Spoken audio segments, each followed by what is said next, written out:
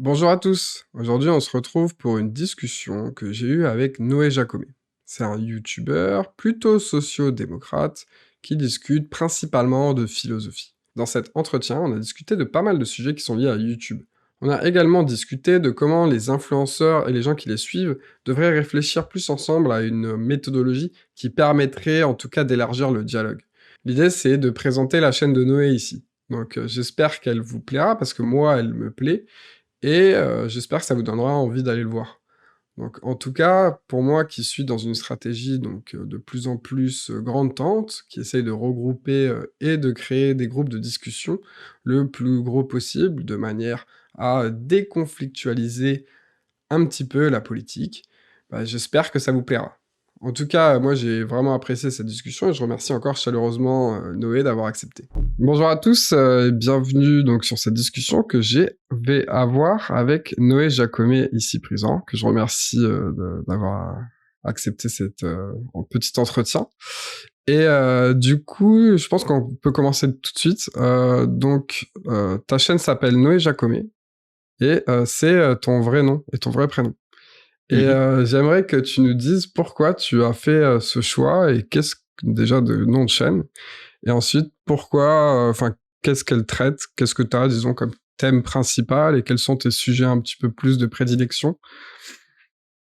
Ouais, déjà, merci PH, de l'invitation. Mmh. Hem, alors pourquoi ce nom? C'était un choix délibéré. Donc effectivement, ma chaîne s'appelle Noé Jacomet, donc c'est mon nom, c'est mon vrai nom, c'est pas un alias. Je m'appelle vraiment Noé Jacomet et je montre mon visage et cetera. Alors montrer son visage, maintenant, il y a beaucoup de vidéastes qui le font, mais il y en a encore aussi toute une partie qui sont sous pseudonyme.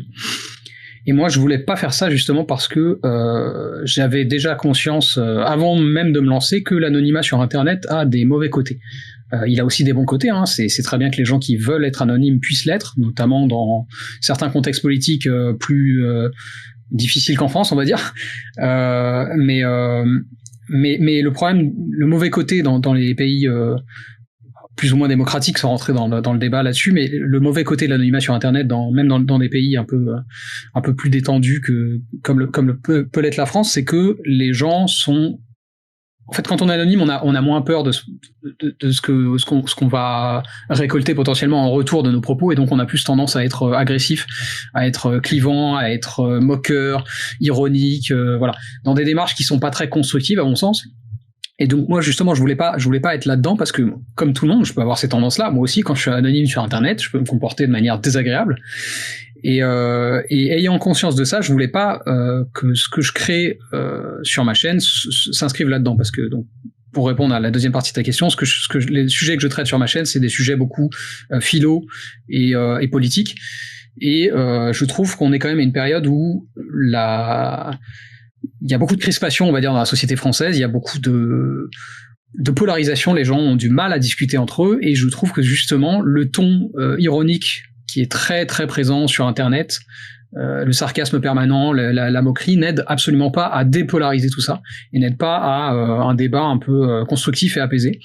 Donc voilà, c'est pour ça que j'ai mis mon nom et ma tronche, et que je voulais pas être anonyme. C'est parce que je me suis dit, au moins comme ça, tu seras forcé d'être un tout petit peu poli et diplomate, et d'avoir à assumer vraiment jusqu'au bout tes propos. Et donc voilà, c'était une démarche totalement réfléchie, quoi. OK. Bah, moi, je suis un petit peu d'accord avec toi sur cette partie où c'est vrai il y a beaucoup de crispation politique, ça j'en avais parlé dans d'autres interviews. Mmh. Effectivement, sur internet, c'est un peu aussi pour ça que je t'invite. Parce que toi, donc comme tu es sur cette discussion, je trouve effectivement comme toi qu'il y a un petit peu, enfin, il y a beaucoup de guéguerres qui, grossissent et de conflits qui grossissent, à mon sens, beaucoup trop, heu, par, avec des problèmes d'ego et c'est sûr que les petites insultes et les petites ironies, n'aident pas du tout à ce petit jeu-là. Mais, Mmh.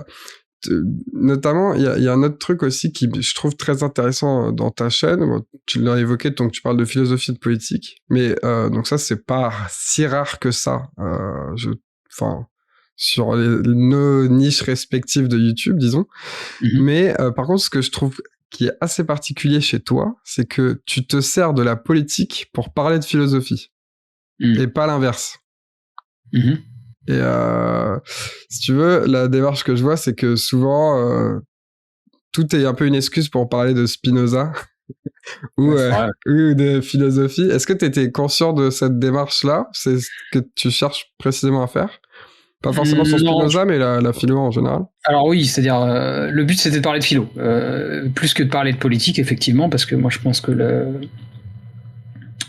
la philosophie sous-tend les réflexions et les visions politiques qui sont présentes dans l'arène politique, on va dire. Maintenant, je sais pas, je pense pas que c'était totalement réfléchi j'aurais du mal à répondre à cette question, mais en tout cas, oui, il y avait une volonté qui était consciente pour le coup à ma modeste échelle, on va dire, de populariser des concepts philosophiques et de donner envie aux gens de s'intéresser à ça, parce que fondamentalement, et ça se discute, mais moi fondamentalement, je pense que la philo c'est pour tout le monde, qu'en plus on n'en fait pas, mais je veux dire, on est tous confrontés à ça, qu'on le veuille ou non. Dans nos vies, on est confrontés à des choses qui vont nous questionner sur des thématiques philosophiques, parce que la philo, c'est des trucs très très basiques et très très universels, genre qu'est-ce que ça veut dire de mourir, qu'est-ce que ça veut dire de vivre, qu'est-ce que ça veut dire de je sais pas, l'amitié, qu'est-ce que c'est l'amour, ces choses-là.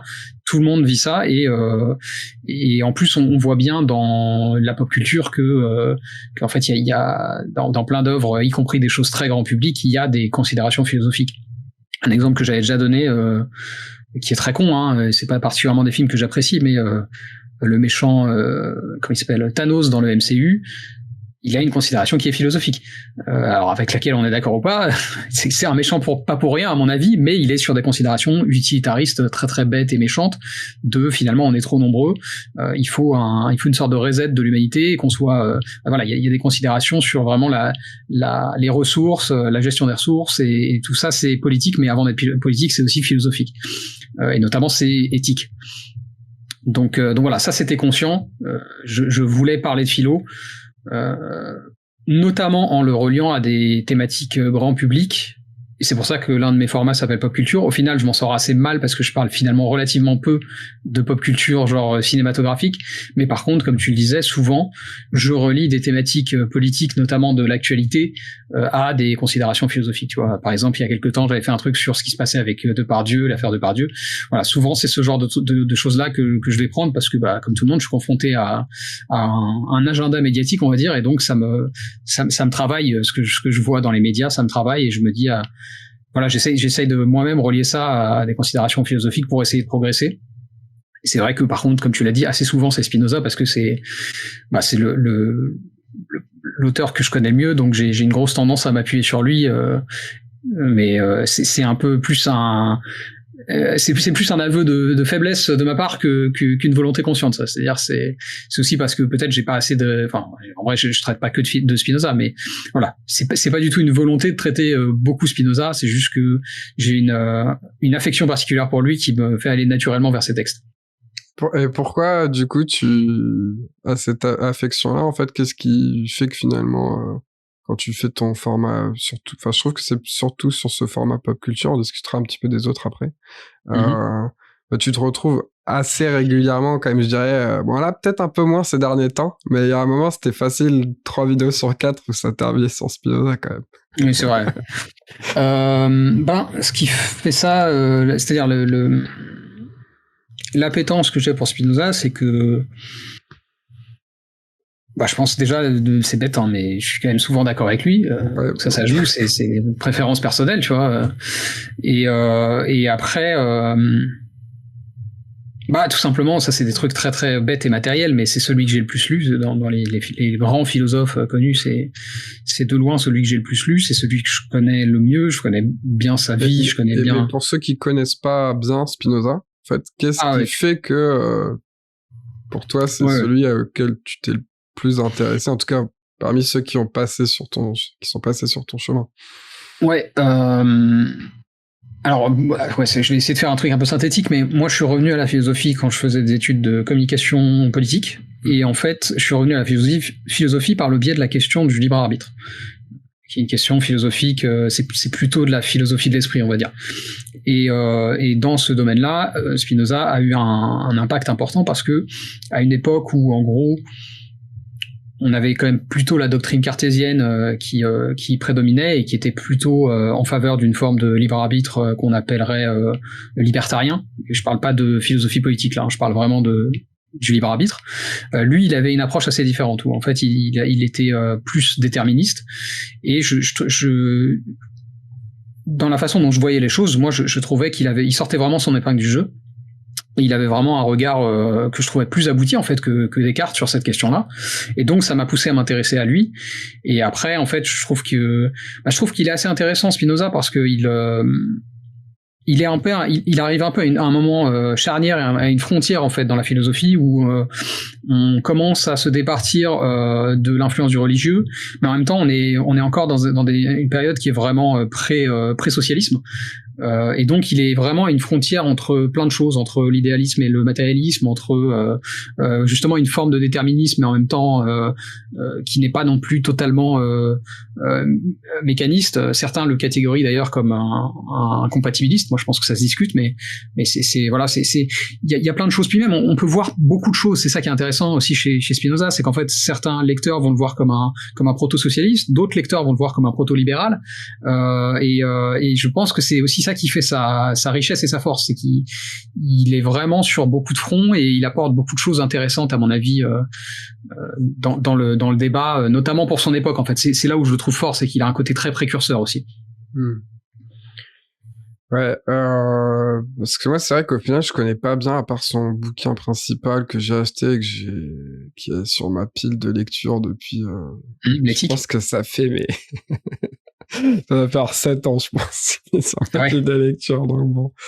Moi, je recommande pas de commencer par l'éthique. Bah, tu recommandes de commencer par quoi, alors?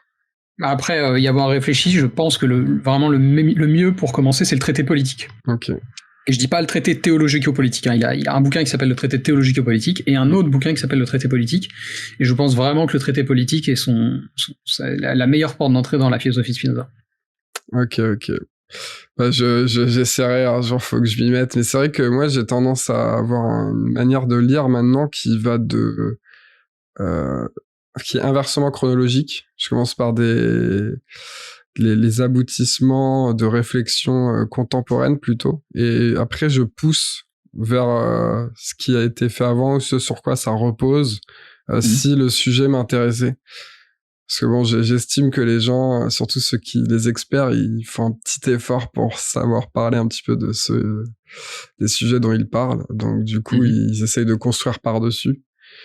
Et c'est vrai que donc du coup, ouais, je lis de moins en moins les vieux livres, les trucs qui ont plus de 200 ans, j'en lis de moins en moins, quoi, déjà. Donc tu lis pas de philosophie, je sais pas, stoïcien, ou même des Grecs, tu lis pas ça? Bah, en fait, j'avais lu un peu à un moment, mais bon, moi, personnellement, c'est le genre de bouquin où alors je peux lire 10 minutes et après, j'ai envie de dire, mais là, je suis peut-être pas d'accord. Et du coup, j'essaye de faire un principe de charité. Et j'ai réfléchi à 20 minutes à ça et en fait, j'ai plus envie de lire, tu vois. Ah ouais. C'est un peu...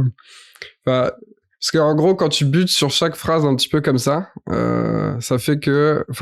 surtout sur certains arguments stoïciens, par exemple, en tout cas, moi, je sais plus lesquels, mais en gros, quand tu essayes d'être un peu critique vis-à-vis de ce que tu lis, je trouve qu'il y a énormément de bouquins de philosophie qui me parlent pas directement. Et du coup, je peux pas passer à la suite, quoi. Je vais réfléchir parce que bon, le mec, il a quand même fait un effort pour dire cette phrase. Cette phrase, elle a survécu l'épreuve du temps pendant, je sais pas, 1500 ans ou voire plus. Du coup, elle a un sens à un moment quelque part et il faut que j'arrive à le récupérer, tu vois, ce sens-là.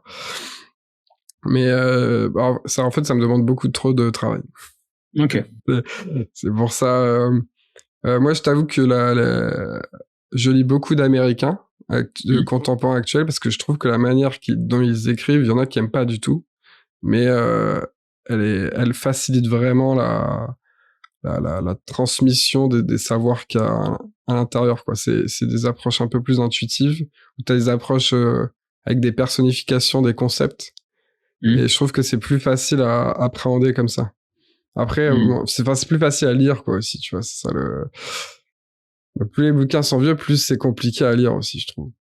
De mon expérience, ça dépend beaucoup des traductions aussi. Ah ouais, ok. C'est-à-dire qu'il y a vraiment des traductions. Tu vois, les premières fois que j'ai essayé de lire Aristote, j'ai galéré de fou. Ouais. Et en fait, je pense que juste j'avais pas accès à une bonne traduction.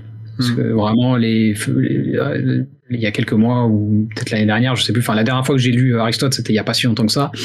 Et c'était pas un problème du tout, quoi. Et c'était pas la même traduction. Donc je pense que ça joue. Après, il y a peut-être aussi l'expérience que tu as de lire Oui, c'est vrai, sans doute. Parce que tu vois, là, par exemple, je lis un bouquin qui m'avait été conseillé par Guillaume Bazot, qui est Système 1, Système 2, dont tu as peut-être entendu parler, je sais plus comment il s'appelle, le mec, à chaque fois j'oublie son nom. Mais en fait, comme c'est une répétition constante un petit peu des mêmes choses, mais avec des nouveaux exemples qui viennent prouver l'existence de ces deux systèmes-là, en fait, même ça aussi, je trouve ça assez... même s'il personnifie, et il fait les efforts, finalement je trouve ça assez redondant et c'est assez difficile à lire pendant longtemps, quoi. Et du coup je comprends que tu ne lises pas l'éthique parce que c'est un système similaire. Et du coup c'est le genre de bouquin que je lis maintenant à la Taleb parce qu'il avait sorti une série de conseils pour lecture et ça, pour le coup je trouvais ça très bien. Il dit quand par exemple disons que vous voulez faire 1 heure de lecture tous les 2 jours, enfin ou 30 minutes de lecture par jour ou même 20 minutes, si au bout de 10 minutes vous emmerdez, l'idée c'est pas d'arrêter de lire, c'est de changer de livre. Donc avant je me refusais à lire des livres en parallèle. Je sais pas si tu moi je lis des trucs en parallèle, il y a pas de problème. Mais maintenant je fais ça, quoi. Mais c'est vrai que c'est vrai que ça pour le coup ça aide. Mais ok, donc en tout cas, donc Spinoza, on a vu ça. Moi, il y a du coup là, on a parlé de qu'un seul de tes, disons de tes, enfin de la merde, comment t'appellerais ça, de tes programmes, enfin, tu vois, de la manière, de tes formats, pardon. Donc qui est pop culture où tu t'intéresses un petit peu à la culture populaire et où t'apprennes un peu de philosophie. Alors là, après t'as un autre format qui est celui d'interview, un peu comme on a celui-là ici, enfin qui est un podcast assez long. Et mais moi le format que je trouve un petit peu le plus intéressant parce qu'en fait c'est le plus, enfin pour moi qui suis aussi créateur, j'ai l'impression que c'est celui auquel tu tiens le plus entre guillemets. C'est ton format podcast pur où pendant là tu parles d'un sujet qui est voué à rester dans l'internet et qui a aucune actualité, sur lequel il y a aucune actualité, ou en tout cas bon peut-être que dans 1000 ans ça il y aura une actualité, mais et c'est assez, enfin je pense que t'es un petit peu triste, mais c'est pas ton format qui réussit le mieux. Clairement pas. Et ça, moi je connais ce genre de peine que ça a fait. Mais du coup, voilà pourquoi qu'est-ce qu'il a de particulier pour toi ce format-là, et pourquoi tu pourquoi tu continues à le faire, etc. aussi. Donc en fait j'ai effectivement un autre format. En fait pour moi c'est tout va ensemble, c'est-à-dire que les interviews le type de ce qu'on est en train de faire là, ça fait partie de mon podcast qui donc s'appelle Nouveau Paradigme pluriel. Et donc effectivement ça c'est un format qui est diffusé pas uniquement sur YouTube mais aussi sur Spotify, Apple, Google Podcast, tout ça. Et effectivement donc en fait c'est souvent en termes de temporalité c'est des formats différents parce que quand j'ai un invité ou une invitée ça dure plus longtemps, c'est des conversations plutôt de 1 heure voire 2 heures. Et quand j'ai pas d'invité effectivement je fais un format plutôt on va dire entre 15 et 20 minutes dans lesquels je vais souvent traiter juste d'un auteur ou voir de quelques concepts chez un auteur. Alors je sais pas si c'est le format auquel je tiens le plus vis-à-vis du public. Par contre, par rapport à moi, ce que ça m'apporte en termes de cheminement intellectuel, clairement c'est pour moi le format le plus important parce que c'est celui-là qui me pousse à découvrir de nouvelles choses, des nouveaux auteurs, à creuser aussi même tout simplement creuser des auteurs que je connais déjà et appréhender leur réflexion avec peut-être plus de subtilité. Donc pour moi c'est effectivement le format le plus important, mais aussi parce que en fait temporellement quand j'ai commencé à me dire que je voulais faire de la création de contenu, c'était ça que j'avais en tête, tu vois.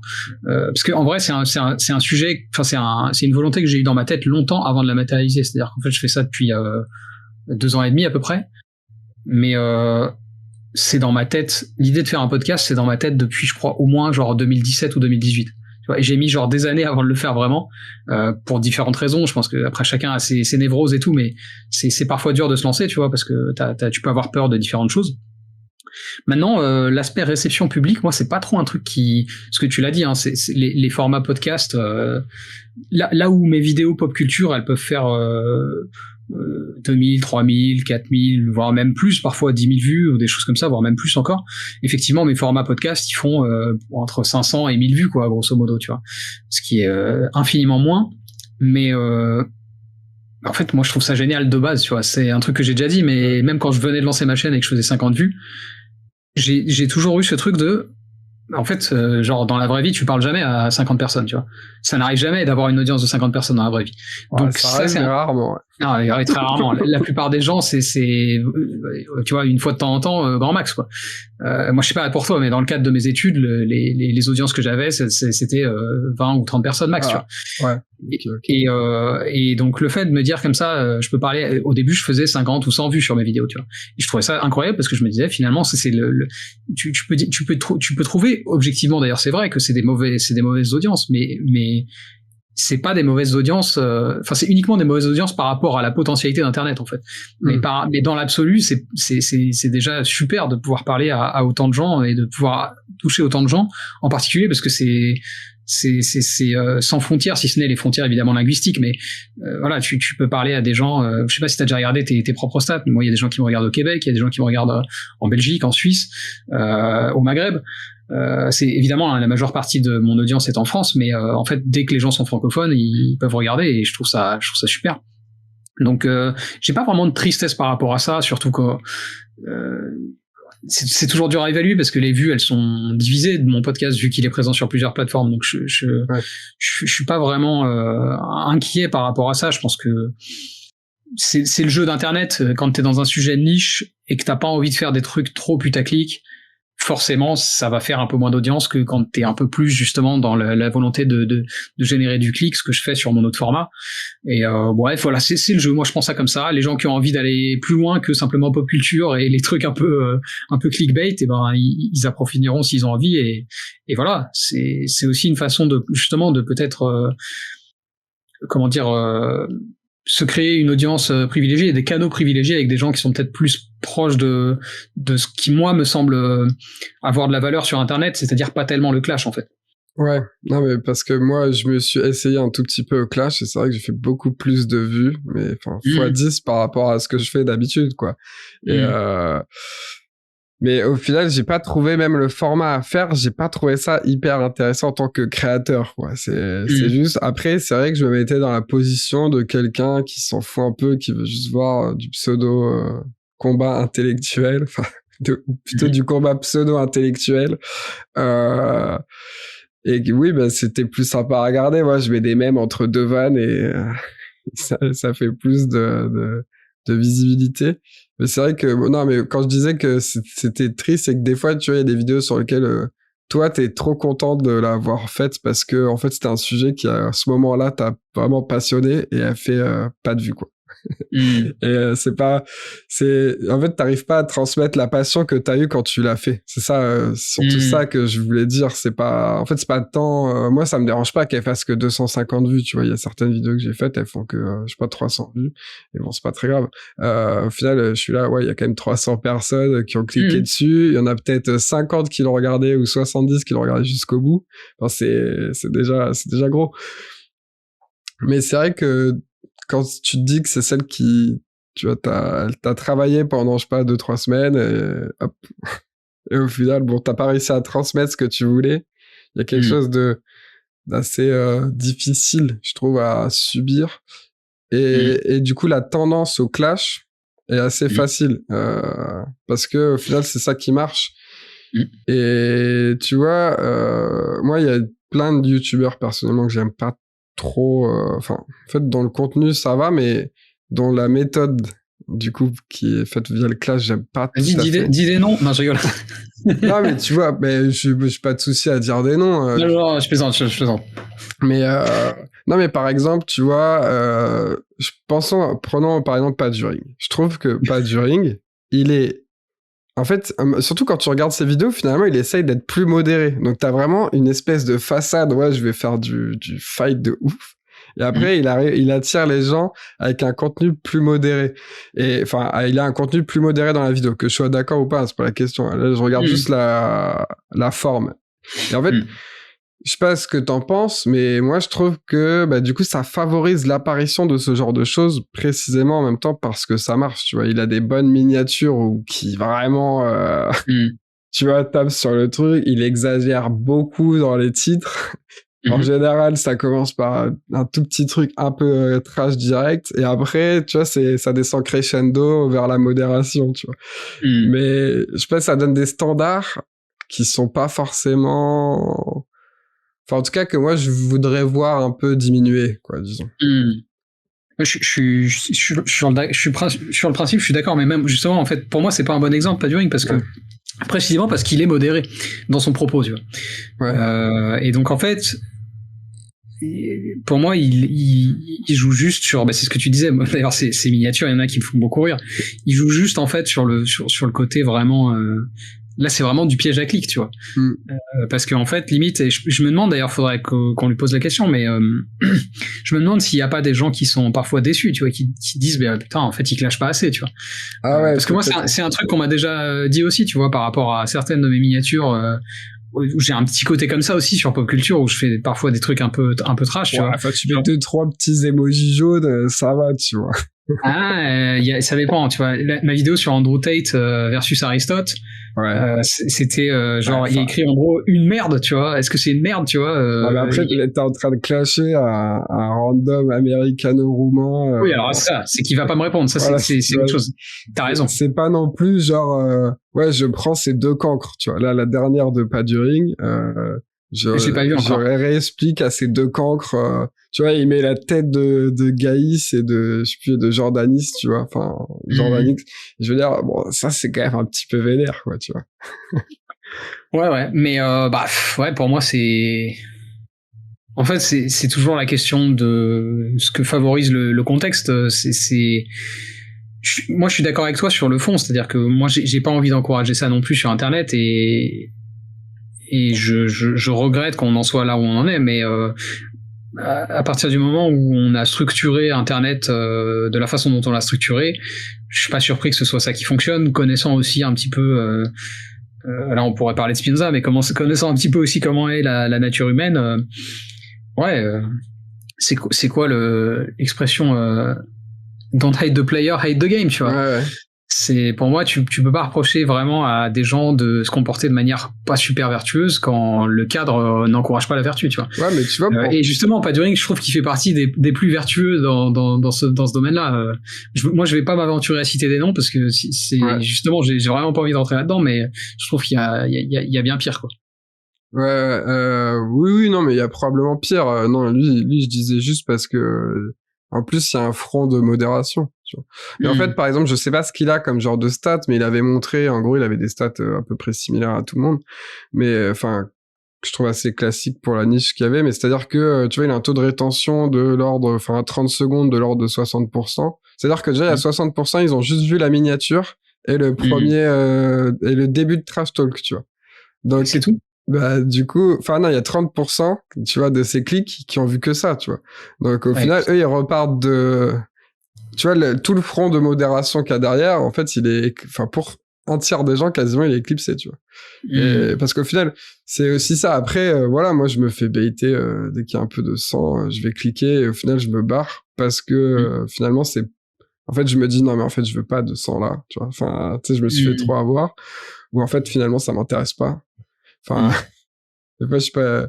Mais donc peut-être que c'est aussi des gens qui font ça, qui finalement disent regrettent d'avoir cliqué et s'en vont. Mais il y en a peut-être une partie où en fait s'ils se rendent compte que ça va être un tout petit peu modéré, ils se barrent et en fait ils restent dans l'info qu'ils ont tirée de cette vidéo finalement, c'est la miniature et les 30 premières secondes. Et c'est pour ça que je trouve ça. Enfin, je sais pas, moi j'aimerais que ça soit un peu différent, mais en même temps.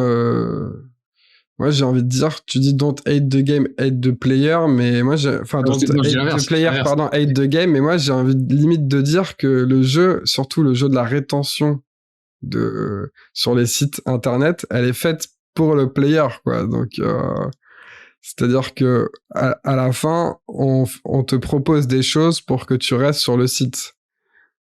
Donc, du coup, tu vois, c'est censé être spécifiquement conçu pour que tu cliques et que tu aies envie de regarder. Tu vois, pardon, il y a du bruit chez moi. Non, c'est bon, excuse-moi. C'est mes voisins, je suis désolé. Pas de problème. Et du coup, moi, c'est un petit peu ça parce que je vois comme souci. C'est qu'au final, d'une certaine manière, faudrait trouver une solution qui vienne à la fois de ceux qui regardent et en même temps justement d'avoir des approches qui soient un peu plus bienveillantes, tu vois. Et au final, ça marche quand même fondamentalement assez bien. Les vulgarisateurs, ils ont pas besoin de créer du clash pour avoir de la visibilité. Tu vois. Ouais, c'est vrai. Non, après je pense qu'il c'est tellement pour moi c'est tellement multifactoriel cette question-là parce que pour moi il y a la question du modèle économique en fait. C'est aussi parce que il y a la question de la pub et que c'est par là que passe le financement à la fois des plateformes mais donc aussi des créateurs ou en tout cas en partie il y a vraiment un business de l'attention qui repose à mon avis sur des affects pas très sains. Et le paroxysme de ça, c'est pas YouTube, c'est Twitter pour moi. X. Et vraiment, hein, moi, je suis assez surpris de ce que je vois sur X, qui est, j'ai l'impression en fait de voir une cour de récréation pour adultes, quoi. Mais pour adultes, pas très fini quand même, si je peux dire les choses de manière un petit peu crue. Je sais pas ce que t'as comme TL. Mais ouais, je sais pas. Enfin, au final, oui et non, quoi. Mais tu veux dire, c'est la course au réductionnisme, par exemple, ou C'est la course à tout. C'est la course au réductionnisme. C'est la course aux petites guerres de chapelle. C'est la course aux petites guerres d'ego. Ouais. Vraiment à des choses.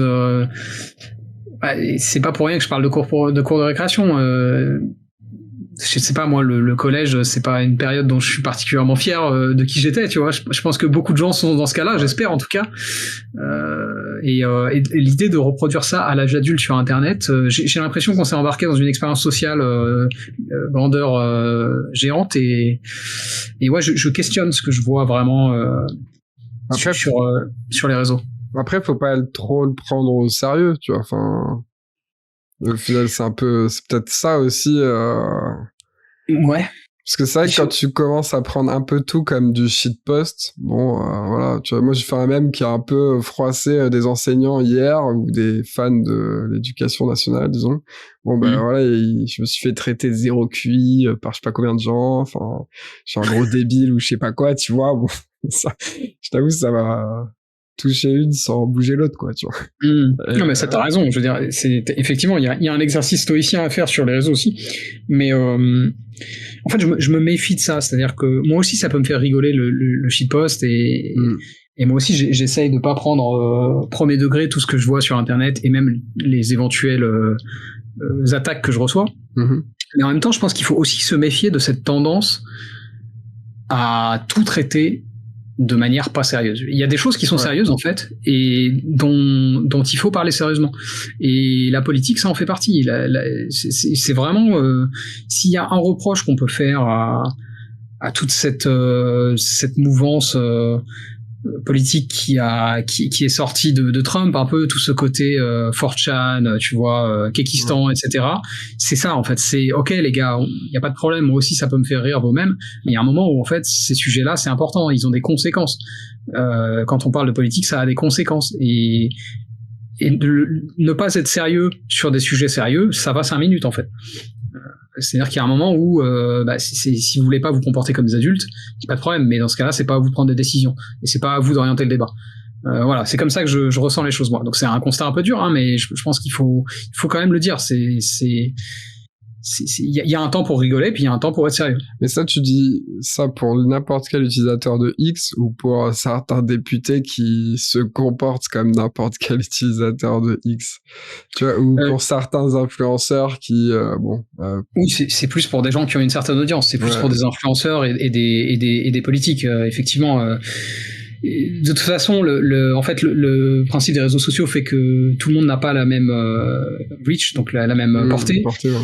Et donc évidemment, si t'as 80 abonnés, c'est justement d'un point de vue conséquentialiste, c'est pas très grave si tu shitpost.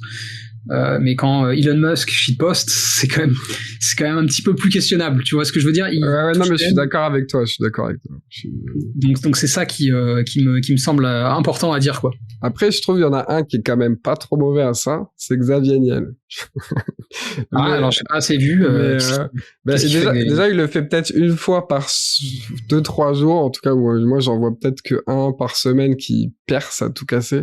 Mais je sais pas, tu vois là récemment, il y a Najat Vallaud-Belkacem qui proposait de mettre un seuil maximal de 3 gigas d'internet par mois ou quelque chose comme ça. Et du coup, lui, il a répondu avec le mème de c'est pas toi qui décide, tu vois. D'accord. Voilà, mais bon, après, c'est vrai que là, dernièrement, Musk, il a une fixette, disons, qui peut faire pencher la balance sélective. Surtout qu'à la limite, si elle était corroborée par tout un tas d'études qui venaient montrer, tu vois, il faisait des petits trades pour expliquer pourquoi il pense ça et sur quoi il base ce raisonnement-là. Why not? Mais j'avoue que moi, je suis un peu d'accord avec toi sur ce point de vue-là. Et même si ça peut aller dans mon sens ou pas, en fait. Enfin, c'est même pas la question, quoi. Non, c'est pas la question, hein. Ouais. Mais après, est-ce que en même temps, tu peux reprocher aux gens, tu vois, de donner leur avis sous prétexte qu'ils aient trop... Après, ça, c'est toujours la même question avec l'influence. Je sais pas ce que t'en penses, toi. Mais est-ce que t'as un devoir d'étayer toutes tes opinions dès que t'en as une, en fait, quand t'as une audience sur les réseaux sociaux, tu vois? Je pense que... Est-ce qu'il faut faire son genre zététique, tu vois, à chaque fois? Non, bien sûr. Non, mais t'as raison. C'est vrai que c'est important. C'est-à-dire que chacun a le droit à son opinion et y compris à des opinions pas bien renseignées. Mais dans ce cas-là, je pense qu'il faut être transparent. C'est-à-dire que ça me semble important aussi de dire, bon, bah, je pense ça, mais attention, genre, je suis pas un expert. Moi, c'est quelque chose que j'essaie de faire. Tu vois, ça m'est arrivé qu'on me dise t'es expert sur Spinoza. Non, je suis pas expert sur Spinoza, tu vois, je connais bien Spinoza, je lis beaucoup Spinoza, mais des experts sur Spinoza, il y en a des vrais, des gens comme Steven Nadler, c'est pas la même chose que ce que moi je fais, tu vois. Et donc je pense qu'il faut être transparent là-dessus aussi. En fait, pour moi, tout ça, c'est une question d'honnêteté intellectuelle. Et ça rejoint la question sur le shitposting aussi, tu vois. C'est, en fait, si tu veux balancer des choses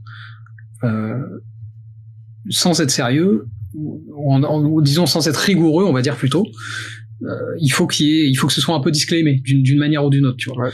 Et c'est ça que je trouve problématique. Et après, il y a toute la question du ton, tu vois. C'est que moi, je pense que justement, implicitement, quand t'es ironique, quand t'es dans le shitposting, il y a une forme de,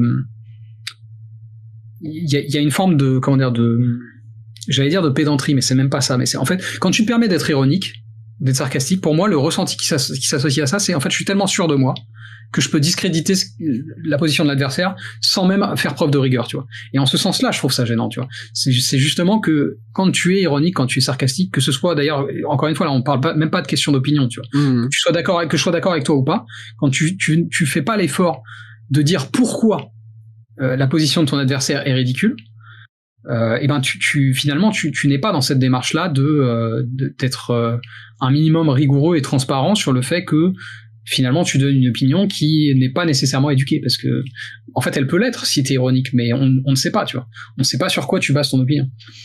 Et donc voilà, c'est après bien sûr il faut être je pense qu'il faut être charitable aussi. Tout le monde a le droit à l'erreur, tout le monde a le droit de parfois même y compris d'être sûr de soi et de se tromper, mais je pense qu'il faut effectivement réfléchir à des façons de mettre en place des cadres qui permettent peut-être de sortir de certaines logiques un peu toxiques des réseaux sociaux.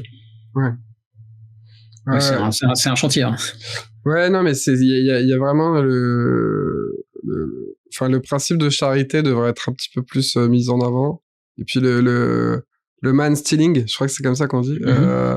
Donc l'homme de fer essaye de mieux argumenter ces trucs-là. Mais c'est vrai que moi j'avais eu un petit souci comme ça, entre guillemets. À un moment, bon, tu vois, il y a Philoxime. Je sais pas si tu connais cette chaîne, probablement que tu dois apprécier. Je connais depuis pas longtemps, mais en fait, j'ai découvert là parce qu'il m'a suivi sur Twitter, donc je l'ai suivi aussi. Et j'ai trouvé ça intéressant. Ouais, ouais, il est très sympa. Faudrait que tu l'invites si t'as. Enfin, moi, j'aimerais bien, mais en fait, je lui ai demandé des sujets pour bosser, donc il me les a envoyés sur Twitter, mais je les ai pas encore bossés, donc du coup, je veux pas l'inviter pour rien. Mais ouais, et toi, ça pourrait être intéressant. Et non, mais en tout cas, la première fois que j'avais interagi avec lui, moi, je m'étais un petit peu senti attaqué parce que bon, il fait des petites vannes sur les libertariens et tout ça, mais en fait, il fait ça gentiment. Mais c'est vrai que au final, t'as l'impression qu'il prend. Déjà, il instaure un dialogue avec les libertariens. Il y a pas grand monde qui fait ça, enfin, avec les libéraux, tu vois. Il y a pas grand monde quand même en France, en tout cas, qui fait ça. Mais bon, comme c'est vannes à chaque fois, au bout d'un moment, tu peux te sentir un peu attaqué. Et j'avais répondu un peu, en fait, c'était pas tout à fait agressif, mais en fait, les questions, elles étaient un petit peu, elles pouvaient être perçues comme ça s'il y avait pas de principe de charité, tu vois. Et pourtant, je m'étais réécrit pour qu'elle fasse moins agressive, donc bon, ça a dû être quand même pas top. Mais au final, du coup, après, on s'est bien entendu, enfin, tu vois, on a joué sur la loi enfin, après, il m'a fait penser à la loi de Poe, donc où tu sais pas si tu prends ça pour de l'ironie ou pas. Enfin, il y avait une de mes questions où, en fait, il savait pas si je me foutais de sa gueule ou pas. Okay. Parce qu'il parlait de l'autoritarisme et je lui demandais, enfin, il parlait de deux positions sur lesquelles il tranchait pas vraiment et moi, je voulais, je faisais une blague sur le fait qu'il pourrait être Maxime, tu vois, autoritoxime, et que où il était et quand est-ce qu'il tranchait, quoi, tu vois. Et en fait, il prenait ça pour une vanne et en fait pas du tout. Mais c'est vrai que du coup, ça peut-être faudrait mettre ça en avant, le principe enfin la bonne interprétation des choses. Moi, j'essaye de plus en plus de faire ça. Mais bon, c'est vrai que des fois t'es quand même attaqué alors que t'as essayé de faire ça. Bon, puis des fois, bon, t'envoies des petites vannes, ça va, tu vois. C'est pas non plus. Bien sûr, bien sûr. Et moi aussi, ça m'arrive, mais faut doser, je trouve, quoi. Et il y a quand même une tendance à ne faire quasiment que ça, quoi. Et c'est ça qui est dommage, tu vois. C'est ok, bien sûr, faire une vanne de temps en temps, bien sûr, il y a pas de problème. Faire que ça tout le temps. Ouais. Ah, ouais. En fait, moi, j'ai pas de solution non plus. Mais peut-être qu'il faut, un peu comme aux États-Unis, ils organisent beaucoup plus ça. Bon, après, c'est plus dans leur cercle respectif. Mais peut-être faire plus de tables rondes, tu vois, un peu de youtubeurs politiques un peu différents. Enfin, en tout cas, qui seraient prêts à discuter les uns avec les autres sans trop se gueuler dessus. Histoire de montrer qu'il y a un dialogue possible et puis que si on s'envoie des vannes, ça veut pas dire qu'on se déteste. Tu vois, il y a des vrais humains derrière aussi. Parce que bon, tu vois, moi, quand je reçois 12 messages de ouais, t'as 0 de QI, t'es 3 bouffons et tout, en fait, personne me dirait ça en face de moi, tu vois. Bien sûr. C'est ça qui est. C'est ça la perversion d'Internet, c'est qu'on est plus agressifs les uns avec les autres qu'on ne l'est dans la société. Ouais. Et ça, c'est aussi le problème de l'anonymat pour moi. Enfin bref, voilà, t'as compris. Moi, je suis vraiment pas fan de ça. Ouais. Je pense qu'il faut qu'on collectivement on se ressaisisse un peu là-dessus, quoi. Mais je trouve aussi d'ailleurs une des thématiques assez présentes dans ta chaîne, c'est la méfiance vis-à-vis des technologies. Enfin, moi, j'ai envie de le traduire comme ça. Enfin, moi qui suis optimiste, peut-être que j'exagère. Tu vois, tu pourras. Est-ce que t'es pas d'accord que c'est quelque chose qui traverse un petit peu une partie du travail que tu fais sur YouTube aussi? Bah, ça, par exemple, je pense à l'IA ou tu vois, même par exemple, là, t'as fait tout un truc sur les limites du progrès ou de la croissance. Enfin, en tout cas, toute une sorte de discussion autour de la décroissance. Tu vois, il y a quand même une. Tu vois, t'es un peu parcouru par cette pensée autour des limites ou des méfaits ou tu vois, de la non-nécessité des avancées technologiques. Ouais, ça me surprend que tu dises ça parce que moi je me vois plutôt comme quelqu'un de technophile et progressiste au sens large, donc ça inclut le progrès technique. Mais j'essaye. En fait, je pense que d'un côté ça me rassure que tu me dises ça. Ça me surprend, mais ça me rassure. Ça veut dire que j'arrive à penser un petit peu contre moi. Donc tant mieux. En fait, il y a plusieurs choses qui ont provoqué. Effectivement, en fait, ce que tu décris là, c'est assez vrai sur l'actu récente sur ma chaîne. J'ai pas mal traité ce genre de thématiques. Pour différentes raisons, mais comment dire, il y a des lectures que j'ai faites qui m'ont poussé à relativiser certaines choses. Après, c'est vrai que il y a des thématiques comme ça que je traite depuis longtemps, effectivement. Faire attention avec les IA, mais pour moi, c'est pas nécessairement lié à une méfiance, c'est plus lié à une une forme de volonté. C'est une réflexion conséquentialiste, en fait. C'est le progrès est souhaitable, mais il faut faire attention à le cadrer pour qu'il n'engendre pas des conséquences néfastes. Donc les intelligences artificielles, typiquement, c'est le cas. On sait aujourd'hui, à travers ce qu'on a pu voir avec des modèles de langage multimodaux, que il faut les cadrer parce que sinon ils provoquent des choses dangereuses. Tu vois, l'exemple que j'avais donné dans ma vidéo, ça doit faire au moins 1 an que j'avais parlé de ça sur la question des IA. C'était que il y avait plusieurs exemples d'ailleurs, mais il y avait notamment ChatGPT à un moment donné. Je pense que c'était encore la version 3 ou 3.5. Tu pouvais obtenir la recette assez facilement pour faire une bombe au phosphore chez toi, tu vois. En posant des questions à ChatGPT. Un autre exemple, c'était avec l'intelligence artificielle conversationnelle de Snapchat, qui avait été prise en flagrant délit de grooming, hein, on peut le dire, tu vois. C'est-à-dire, l'expérience avait été faite par Asa Raskin, qui est un des fondateurs du Center for Humane Tech.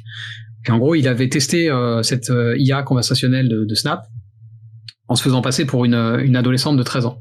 Tu vois, il disait, en fait, il y allait assez progressivement. Il disait, alors ouais, j'ai un copain, il est dans un état voisin, il veut qu'on se rencontre. Et puis progressivement, il faisait comprendre à l'IA qu'en fait, le copain de cette adolescente, il avait genre 40 ans, tu vois, alors qu'elle en avait 13, tu vois. Et l'IA voyait pas trop le problème. Elle disait, bon, attention, il faut utiliser la contraception, mais tranquille, tu peux y aller, tu vois. On n'a pas d'âge. Ouais, alors je sais plus, il faudrait regarder dans le détail, mais en tout cas, voilà.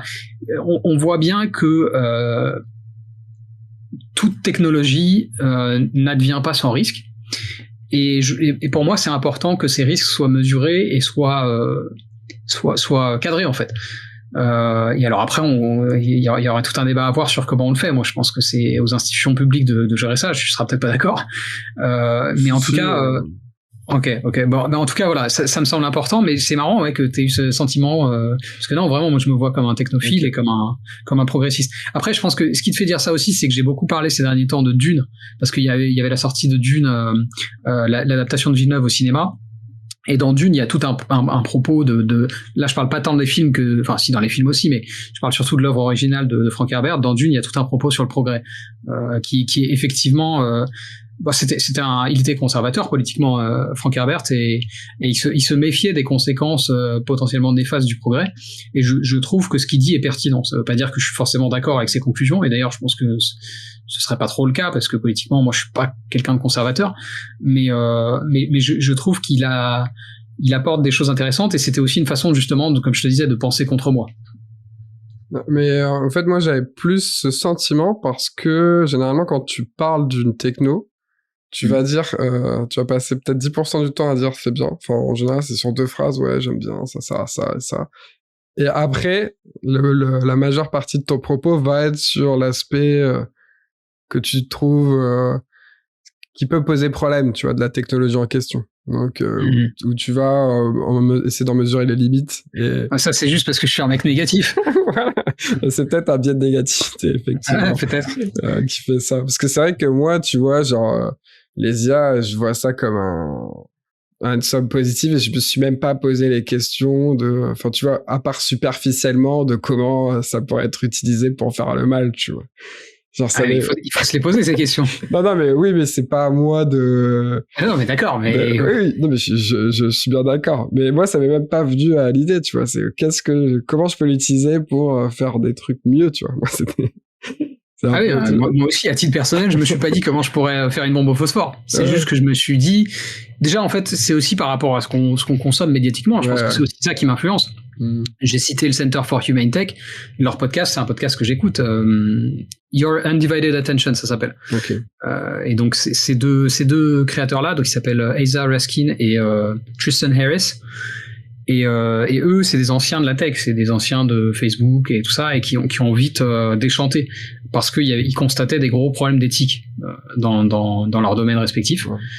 Et donc c'est aussi, je pense, parce que j'écoute ce que eux ils disent que oui, je suis peut-être j'ai une forme de, je dirais pas forcément de méfiance, mais je suis précautionneux.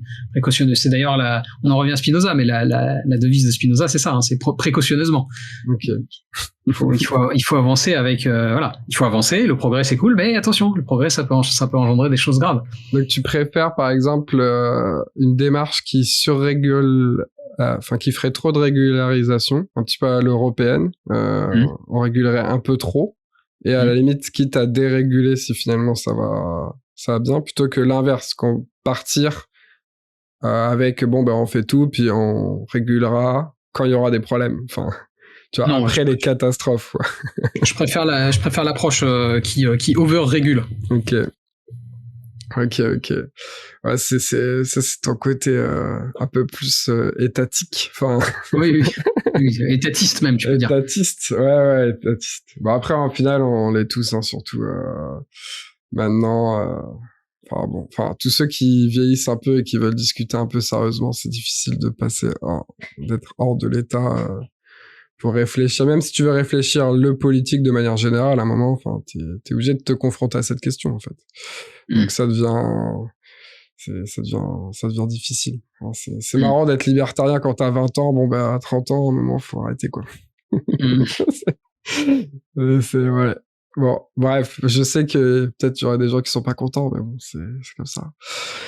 Mais sinon, toi, parce que je t'invite aussi pour ça, parce qu'on discute, t'as une chaîne un petit peu de politique. Est-ce que t'as des chaînes politiques que tu regardes régulièrement, que t'aimes bien, ouais. Tu vois, que ça soit aussi en anglais, parce que peut-être que j'ai des anglophones qui me suivent en tout cas, et puis moi je suis des chaînes anglaises, donc si t'en as aussi en anglais, ça me... Ouais, en anglais, je regarde de moins en moins en fait. J'ai une période en tant que spectateur, je venais beaucoup du YouTube anglophone, et je me suis beaucoup quand même réorienté sur le français parce que j'avais finalement des lacunes en fait, une méconnaissance de la sphère francophone, on va dire. Donc en chaîne politique anglophone aujourd'hui, j'en regarde plus en fait. Je réfléchis, hein, mais je veux dire, je vois passer des choses, tu vois. Ouais. Mais je fais plus la démarche d'aller voir tellement de contenu. Non, pas vraiment. Même pas les vraiment. gros podcasts, les trucs comme ça. Bah, tu penses à quoi, par exemple? Par exemple, moi, en ce moment, surtout, bon, parce qu'en plus, c'est un ancien de la science, enfin, de computer science. Je pense à Alex Friedman. Tu vois. Ouais, Lex Friedman, non, mais si je vois sa chaîne, ça m'arrive de regarder des trucs. J'ai vu je l'ai pas encore regardé, mais j'ai vu qu'il avait réinvité Sam Altman, justement, de OpenAI, il y a pas longtemps. Donc si, ça m'arrive, mais je peux pas dire que c'est quelque chose que je regarde énormément, tu vois. En fait, là, je viens d'y penser à un podcast que j'écoute vraiment beaucoup encore, et c'est le seul, c'est Philosophy Bites. Ouais. Philosophy Bites, donc c'est un podcast, c'est des anglais pour le coup, c'est pas des américains. C'est David Edmonds et Nigel Warburton.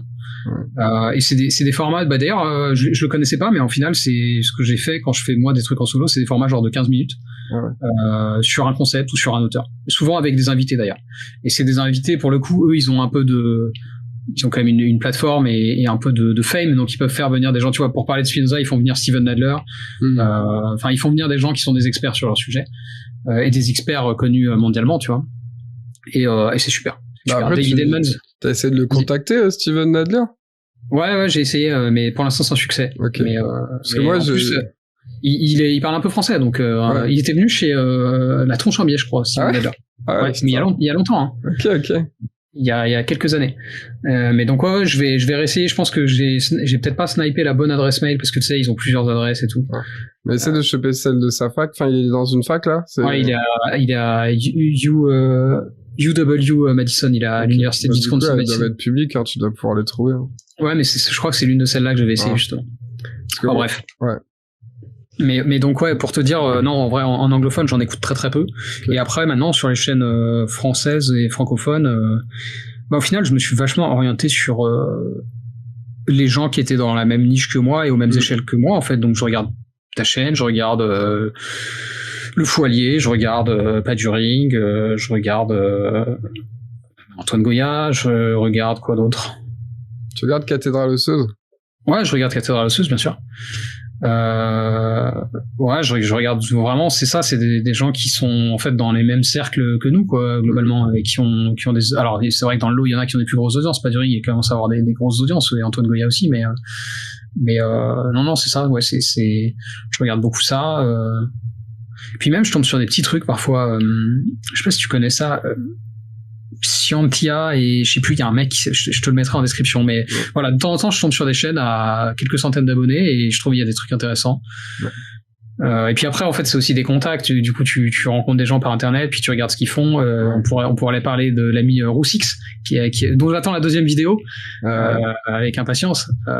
Tu vois, voilà, c'est ce genre de choses là. C'est vrai que je me suis pas mal orienté sur des contenus peut-être plus plus de niche, quoi. Ouais. C'est ça c'est assez cool, je trouve, quand disons quand t'as un biais plus pour la gauche, ou alors que t'as un biais contrarian comme moi et du coup tu regardes beaucoup de contenu un peu plus à gauche, parce qu'il y a plein de petites chaînes qui montent et qui font des trucs super bien et qui sont du coup plus dans une approche de vulgarisation, mais sans le côté professeur, quoi, enfin, ou en tout cas qui évite de passer par le côté professoral. Après ça dépend à qui tu demandes, hein. Ouais, mais en fait ça dépend comment tu les vois, mais parce que c'est vrai qu'au final il y en a quand même, enfin moi par exemple si je pense à, tu vois, à Karim de Politicon, lui bon il a un peu, là il a arrêté bon, je pense pas de manière définitive, il va revenir. Bon, moi je vois pas mal sur TikTok en ce moment. Ah ouais? Ok. Bon, peut-être il remet ses trucs sur TikTok. Ouais, peut-être, ouais. Mais bon, c'est vrai qu'il a un petit côté un peu professeur. En même temps, il va très très loin dans ce qui est dans ses développements philosophiques, puis il va sur des auteurs internationaux, je trouve. Et ça, pour le coup, il y a que à gauche où il y a une lecture un petit peu des auteurs internationaux. Moi, quand je regarde la droite francophone, en tout cas, enfin, ou française, peut-être qu'il y a des Canadiens un peu cachés que j'ai pas trop vus, je trouve qu'il y a pas beaucoup de lecture internationale, quoi. C'est très franco-français. Et d'ailleurs, ça se voit sur... Enfin, tu vois, moi, quand je dis je suis de droite sur Twitter, les jeunes gauchistes, en gros, ils vont me dire ouais, t'es un fan de Maurras. Parce que de toute façon, tu peux être que fan de Maurras, tu vois, si t'es de droite en France, c'est tout, tu vois. Ça commence et ça s'arrête à Charles Maurras, la droite en France. Pour les jeunes gauchistes. Donc, moi, ça me fait un peu rire, mais ça prouve qu'il y a un problème quand même, tu vois. Sur la droite française, enfin, je trouve que la gauche, elle se cultive un peu plus, tu vois. Elle fait un petit effort. Et bon. Moi, je ne saurais pas conseiller des chaînes de droite, en fait. Enfin, modérées, tu vois. Je veux dire... Parce qu'après, tu vois, je trouve, à titre perso, que Modin Malin, il fait un travail quand même qui est respectable. Alors, pas sa chaîne de radio, là, parce que ça, c'est... Enfin, tu sais pas d'où sortent ses interviews, et voilà. Et ça fait du clic. Mais je veux dire, il traite des livres, bon, d'extrême droite et d'extrême gauche. Hein, c'est pas les livres préférés que je voudrais qu'il traite, tu vois. Mais bon, je l'emmerde un peu toutes les 3-4 fois pour lui dire ouais, tu veux pas traiter un livre d'un auteur américain capitaliste et tout, tu vois, pour voir. Ouais. Et bon, j'espère qu'un jour ça y arrivera, mais je trouve que c'est pas si mal comme format, tu vois. Je connais très peu en fait. Moi, ce que je connais de Modin Malin, c'est que du drama merdique avec d'autres gens. D'ailleurs, il m'avait traité de suceur, moi, sur Twitter. Donc du coup, tu vois, ça donne pas trop envie. Moi, j'avais vu un clash avec Etche Gladius. Ouais. Donc le bûcher des vanités. Sur des questions musicales. Ouais. Ouais, bon, je sais pas. En fait, je connais pas assez. Peut-être que c'est moi qui ai pas assez fait l'effort de regarder ce qu'il fait. Mais c'est vrai que comme j'ai cru déceler une petite appétence pour le clash, je m'en suis vite écarté parce que j'ai pas trop envie d'interagir avec des créateurs comme ça. Ouais. Mais peut-être à tort, hein, mais en tout cas, je l'ai déjà fait. D'ailleurs, même avec des créateurs de gauche. Et je trouve que ça n'amène pas grand-chose. Chacun reste campé sur ses positions. Et donc ouais. Non, mais après, c'est vrai que dans les créateurs de... Après, le but, c'est pas non plus de créer de faire une espèce de dialectique synthétique, tu vois.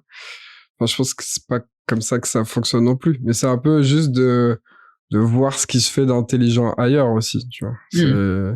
Ouais, Moi, j'allais te dire, moi, l'un des créateurs que je trouve les plus utiles, alors pas parce que je le trouve pertinent, mais que je trouve les plus utiles à droite, c'est Rochdy, parce que comme il veut parler de philo, il met le sujet sur la table. Ouais. Alors après, on le trouve pertinent ou pas, moi je le trouve pas particulièrement pertinent. Moi, je le regarde pas, en fait. Mais en tout cas, il a l'ambition de parler de philo, il fait des confs très longues, ça on peut pas lui retirer ça, tu vois. Il fait des conférences de 3 heures où il parle de philo, il évoque des auteurs, il le fait à mon avis de façon très orientée et pas très rigoureuse, mais il permet tu vois, à des gens comme moi d'aborder des concepts donc moi je trouve qu'il est utile. C'est finalement tu vois, d'un point de vue conséquentialiste, tu te dis bon bah au moins je suis certes pas d'accord avec lui, mais au moins il permet de parler de philo sur internet, tu vois. Et dans une certaine mesure je lui suis reconnaissant pour ça, tu vois, parce qu'il a quand même une grosse audience. C'est la même chose pour d'autres chaînes d'ailleurs. Quand d'autres chaînes parlent de philo, qu'ils le fassent en bien ou en mal, s'ils ont allez, on va dire à partir de 100 000 abonnés, je me dis c'est bon pour l'internet français, tu vois, enfin francophone. Par exemple, qu'est-ce que tu penses du Précepteur? Tu regardes un peu sa chaîne? Parce que tu vois, moi, je trouve la guéguerre qu'il y a avec Antoine Goya, je la trouve assez stérile, tu vois. Enfin, Ouais, je suis d'accord. Je le trouve stérile aussi. Moi, j'aime bien Antoine. En plus, je trouve c'est quelqu'un qui apporte des choses intéressantes et qui en plus est assez en dehors des codes, justement. Alors pas sur le côté agressif, parce que ça il peut l'être, mais sur toute la question financière, il en a rien à faire. Il se rémunère pas sur ses vidéos. Sur toute la question même du marketing, en fait, genre, enfin, ses miniatures, elles sont particulières, tu vois. Donc il est assez en dehors et moi je l'aime bien pour ça. Et puis en plus, je trouve qu'il apporte des choses et des réflexions intéressantes aussi bien sur la philo que sur le ciné. Mais effectivement, cette guéguerre, je trouve qu'elle était un peu dommage pour l'un comme pour l'autre, parce que pour avoir écouté un peu ce que fait Précepteur, bah moi je peux pas dire que ce soit mauvais, tu vois. Je suis pas un grand connaisseur de sa chaîne, mais ce que j'ai entendu du Précepteur, notamment, il avait fait plusieurs podcasts sur des concepts spinoziens, genre le Conatus, des choses comme ça. Bah, c'était qualitatif, hein. C'était pas justement au contraire de Rochdy qui quand même parfois dit des choses vraiment qui sont des contresens. Le Précepteur il tombe pas dans ces travers là. Donc moi je trouve que c'est utile. Puis lui, alors pour le coup, c'est une très très grosse chaîne, hein. Je crois qu'il a 800 000 abonnés ou 900 000 abonnés. Enfin, c'est monstrueux. Donc non, moi je trouve qu'il participe justement à mettre plus de philo sur internet, en tout cas sur internet francophone et sur le YouTube francophone, et c'est une bonne chose. Et toi, s'il y a toute la philo qui t'intéresse, parce que généralement j'ai l'impression que t'es plus touché par la philosophie morale, je dirais, enfin en tout cas la question de la définition de la morale ou de la définition de l'éthique, de ces questions-là, parce que c'est vrai que moi, je me permets l'économie de ça vu que je suis libéral. Tu vois, c'est un peu l'avantage. Mais, enfin, entre guillemets. Mais toi, du coup, tu sens que t'es un peu obligé de passer par là. Ouais, bah, c'est-à-dire... Non, en vrai, il y a plein de branches de la philo qui m'intéressent beaucoup. La philosophie de l'esprit, ça en fait partie. Mais oui, je pense j'ai une appétence particulière pour la philosophie morale. Je saurais pas expliquer très bien pourquoi, mais je pense que ouais, c'est compliqué. En fait, j'ai l'impression que c'est l'un des points les plus épineux. Et c'est l'un des points, disons, dans les débats philosophiques, j'ai l'impression que la philosophie morale, c'est là où il y a vraiment le plus de de travail à faire pour arriver à définir vraiment le champ et ce que doit couvrir la discipline, en fait. Et on a vraiment d'un côté des gens qui partent du principe que finalement la morale c'est une affaire purement socio-culturelle, et de l'autre des gens qui vont vraiment dire en fait non, on peut traiter ça vraiment comme une discipline scientifique avec des réponses vraies et des réponses fausses. Et ces deux extrêmes-là sont irréconciliables. Mais pour autant, il existe à mon avis, des façons de regarder le problème qui permettent en fait, de cadrer, tout simplement, de cadrer d'une part le débat, mais même les conséquences que le débat aura sur la société ou même sur les sociétés, qui me semblent être pertinentes. Et donc ouais, ça me semble important, mais parce que comment dire, c'est quelque chose que je vois, c'est-à-dire que j'ai l'impression que les gens sont aveugles sur le fait que eux-mêmes sont des agents moraux, et ça a des mauvaises conséquences, tu vois. C'est typiquement, en fait, là, on en revient à ce dont on parlait tout à l'heure, c'est-à-dire que le fait que les créateurs se comportent de façon parfois nocive sur Internet, c'est moral. C'est une question morale, je veux dire. Et donc, on a tous cette tendance-là, parce qu'on n'aime pas quand on voit quelqu'un qui nous fait la morale sur un plateau télé, par exemple. On a tous tendance à dire oui, machin. C'est un truc qui revenait beaucoup, là, un peu moins ces derniers temps, mais la question de la moraline, tu vois. Comme si finalement les considérations morales c'était sans intérêt. Mais en fait, précisément, les considérations morales, c'est l'un des trucs les plus importants dont une société doit traiter, et c'est la raison pour laquelle on a créé, par exemple, des lois. Tu vois, si on crée des lois dans une société, c'est parce que précisément on veut que les individus se comportent de manière morale. Alors après, on le fait avec justesse ou pas. C'est-à-dire que les lois peuvent être moralement injustes, paradoxalement, alors que leur ambition c'est le contraire. Mais en tout cas, le fait qu'elles existent prouve que c'est important pour nous les humains, je veux dire. Et donc ouais, pour moi c'est un sujet central, parce que c'est un sujet qui à mon avis provoque le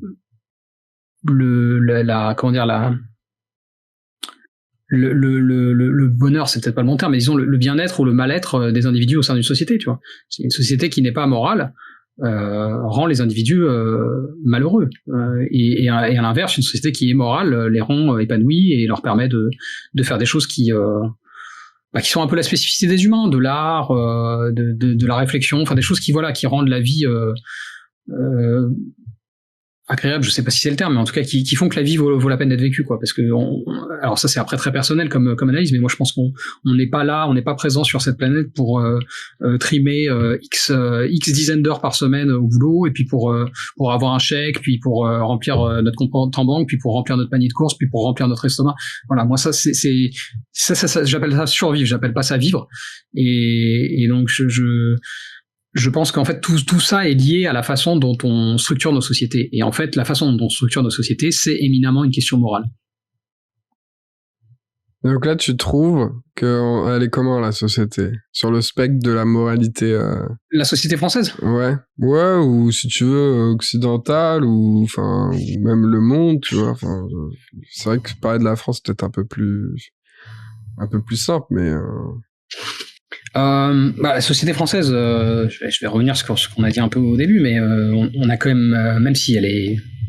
Enfin, moi, je pense qu'il y a plein de problèmes et plein de choses sur lesquelles on peut progresser, mais on a quand même plutôt de la chance. À l'échelle du globe, on fait partie des privilégiés, et donc c'est en ayant ça en tête, c'est quand même dur de se plaindre. Maintenant, de toute façon, je t'ai dit, moi, je suis quelqu'un qui appelle de ses vœux le progrès, donc j'estime qu'il y a encore du boulot à faire, et sur plein de questions, tu vois. C'est pour ça que je te donnais l'exemple de la routine, tu vois, socio-professionnelle, qui est la norme aujourd'hui. C'est, pour moi, on est très en retard là-dessus. C'est pas normal qu'on soit encore dans ce rapport au travail, vraiment, tu vois, au sens, l'activité, ça doit être un truc qui est cadré de telle manière en termes horaires, qui est cadré de telle manière en termes de rôle social, qui est cadré de telle manière en termes de, en fait, tout doit être corrélé, tu vois. C'est-à-dire, j'ai mon travail, donc j'ai un statut social, donc j'ai un revenu, et c'est ça. Ouais, je trouve ça vraiment très très bizarre. Je pense qu'on a maintenant quand même atteint un stade de développement technique où on pourrait se permettre de décorréler ces choses-là, de faire en sorte que les gens soient actifs, parce que moi je crois qu'il faut être actif, hein, c'est pas du tout, j'appelle pas de mes vœux. Tu trouves ça vraiment corrélé parce que moi je trouve au contraire ça se décorrèle vachement, tu vois. Faudrait regarder les stats. Parce que, en fait, non, mais si tu veux, le statut social... Les gens sont salariés, quand même. Oui, non, mais tu parlais du statut social. Enfin, je veux dire, le salariat, probablement que tant qu'on n'est pas suffisamment productif en termes d'output, de marchandises ou de biens nécessaires. Après, évidemment, j'imagine que la définition de nécessaire va évoluer. Hein. C'est ça aussi le gros truc, quoi. C'est que les définitions de nécessaire évoluent. Mais parce que si tu veux, au final, là même, moi je vois les propositions qui sont faites à gauche ou à droite, en tout cas en France, elles sont quand même toujours dans le salariat. Tu vois, quand Frio, qui est peut-être, on peut le voir comme un des plus progressistes sur la question, il parle de salaire à vie. Enfin, donc t'es dans le salariat quel qu'il soit, tu vois. Mais moi, ce que je voulais dire, c'est surtout que le statut, il est un peu décorrélé de la profession, j'ai l'impression. Enfin, en tout cas, moi qui évolue dans des sphères un peu plus supérieures, enfin dans le sens où beaucoup des gens que je fréquente ont fait beaucoup d'études, bah on voit pas tellement de différence entre ceux qui en ont fait un peu moins et eux dans ces milieux-là. Après, je sais pas si effectivement, peut-être que quand c'est encore plus stratifié, là les différences sont beaucoup plus visibles. Mais et beaucoup plus mises en avant. Mais là, tu me parles des études ou de leur profession? Études et profession, en fait, en même temps, quoi, tu vois. Parce que pour moi, on se définit beaucoup dans notre société par notre profession. Et ça, je trouve ça bizarre. C'est-à-dire, en fait, vraiment, le fait de dire qui je suis en tant qu'individu, c'est pas uniquement mon activité, c'est mon activité et ma source de revenus. C'est ça que je trouve trop corrélé, tu vois. Ok. C'est-à-dire qu'en fait, pour moi, et c'est là où évidemment, t'as raison, c'est-à-dire que Frio, sa formulation, c'est bien le salaire à vie, mais pour moi, c'est pas vraiment une question salariale. Parce que dans ma vision du terme, le salaire, c'est vraiment corrélé à une activité qui est... Enfin, c'est-à-dire... c'est plus très frais dans ma mémoire parce que ça fait longtemps que j'ai pas regardé Frio, mais si je me souviens bien, lui, il ne corrèle pas son salaire à vie à une activité donnée. Non, mais il le corrèle à un statut, tu vois. Il y a des cadres de concours publics. Alors, t'as raison. C'est-à-dire, non, mais c'est-à-dire. Moi, je trouve encore plus fixant, perso, tu vois. Oui, non, mais t'as raison. Mais en fait, le problème là, c'est qu'on a un problème de lexique. Qu'est-ce qu'on appelle un statut? Pour moi, un statut, c'est pas. Quand je disais statut, c'est pas comment dire. Parce que là, tu parles de statut en mode fonction publique, tu vois. Non, moi je te parle de comment t'es perçu dans la société. Tu vois. Ah bon, parce qu'au final, le capitaliste, le statut social, mais lui, du coup, il le définit, le salaire, il le définit par... parce qu'au final, il stratifie sur... Il me semble qu'il a il appelle pas ça des classes, mais il a 4 types de concours qui sont les uns au-dessus des autres. Et du coup, quand t'es le dernier concours, c'est toi qui as le meilleur salaire, tu vois. Ah ouais, c'était ça, putain, je me souviens plus du tout. Il me semble qu'il y a des histoires comme ça, tu vois, parce que, je sais plus, c'est histoire d'éviter trop de friction entre les métiers difficiles à faire ou pas, tu vois. Alors, je sais pas comment après il a fait ses concours, moi je suis pas un expert de Frio.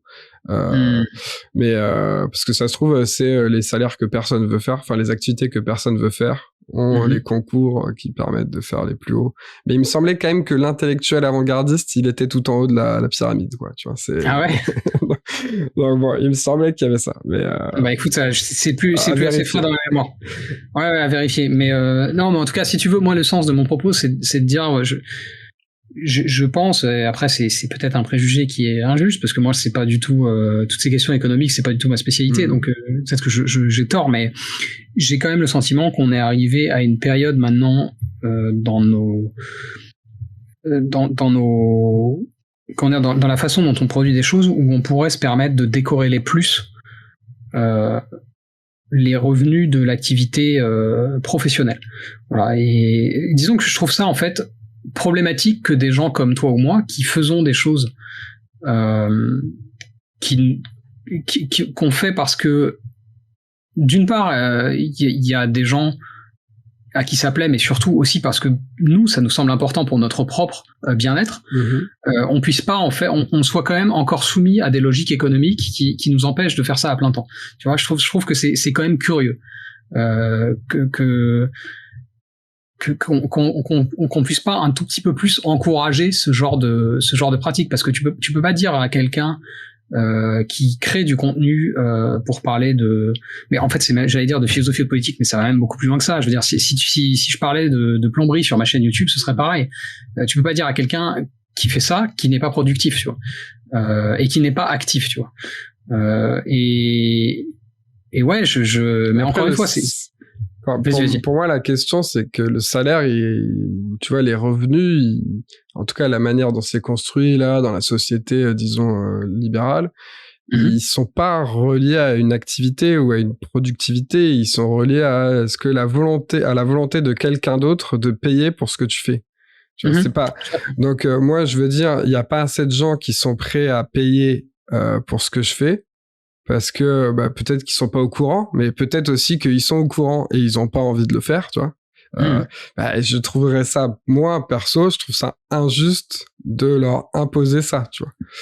Ouais, mais pourquoi ce serait forcément sur eux qu'on doit imposer ça? C'est là où on va peut-être pas être d'accord, mais pour moi, non, mais il y a forcément des gens. Il y a d'autres endroits. Mais il y a oui, je suis d'accord, mais il y a forcément des gens à qui on va imposer de financer. Tu vois, c'est ça. Oui, bien sûr. C'est pas ces gens-là auxquels je pense. Parce qu'après, tu vois, sans discuter et qu'on disait oui, il y a un intérêt social, tu vois, c'est le monde, enfin, la France vote pour dire il y a un intérêt social à financer PH, tu vois, et Noé Jacomé. Why not, tu vois, je serais prêt à faire un écart, tu vois. Mais c'est pas le cas, sinon on serait déjà financé, tu vois. Et donc après, je dis pas que, enfin moi j'ai rien contre taxer les méga riches, hein, c'est pas la question. C'est moi je suis pas méga riche, donc qu'est-ce que tu veux que, enfin tu vois, il y a personne qui défend les méga riches, tu vois. Bah si ce n'est peut-être les méga riches. Oui, non mais il y a les méga riches eux-mêmes, mais tu vois les gens qui disent ouais ça cible sur les méga riches, enfin genre bon il y en a peut-être quelques-uns, tu vois. Ouais, je pense qu'il y en a quelques-uns quand même. Mais tu vois, enfin moi quand je dis je suis pas hyper chaud pour que, tu vois, par exemple, je sais plus, Molesna, un truc comme ça. Enfin, bref, il y a un mec sur Twitter qui a une grosse une grosse visibilité, qui avait fait un tweet en mode qu'est-ce qui se passerait si on prenait 30 milliards à Bernard Arnault. Je sais pas si t'as vu passer ce truc. Non, j'ai pas vu passer. Bref. Et il se passerait quoi? Non, mais en gros, il essaye de dire que en fait, si l'État lui prend pas, tu vois, lui demande pas, tu vois, viens, on veut 30 milliards dans un mois, tu vois. En gros, il a les moyens de trouver 30 milliards. S'il lui dit sur un an, bon, faut que tu payes 30 milliards, t'as une nouvelle maison, tu vois. Il va acheter la meilleure maison sur telle île, je sais pas quoi, tu vois. Bon, il peut sortir 30 milliards, tu vois. Et ça changerait rien à l'économie française. C'est-à-dire? C'est-à-dire que si tu veux, ça aurait pas d'impact concret, tu vois. C'est pas comme l'État qui viendrait lui demander 30 milliards d'un coup, tu vois. Parce que là, l'idée, c'est derrière l'État qui demande 30 milliards d'un coup, c'est aussi la question arbitraire qui vient de dire bon en fait les méga riches en France, on peut leur prendre tout leur argent d'un coup, tu vois.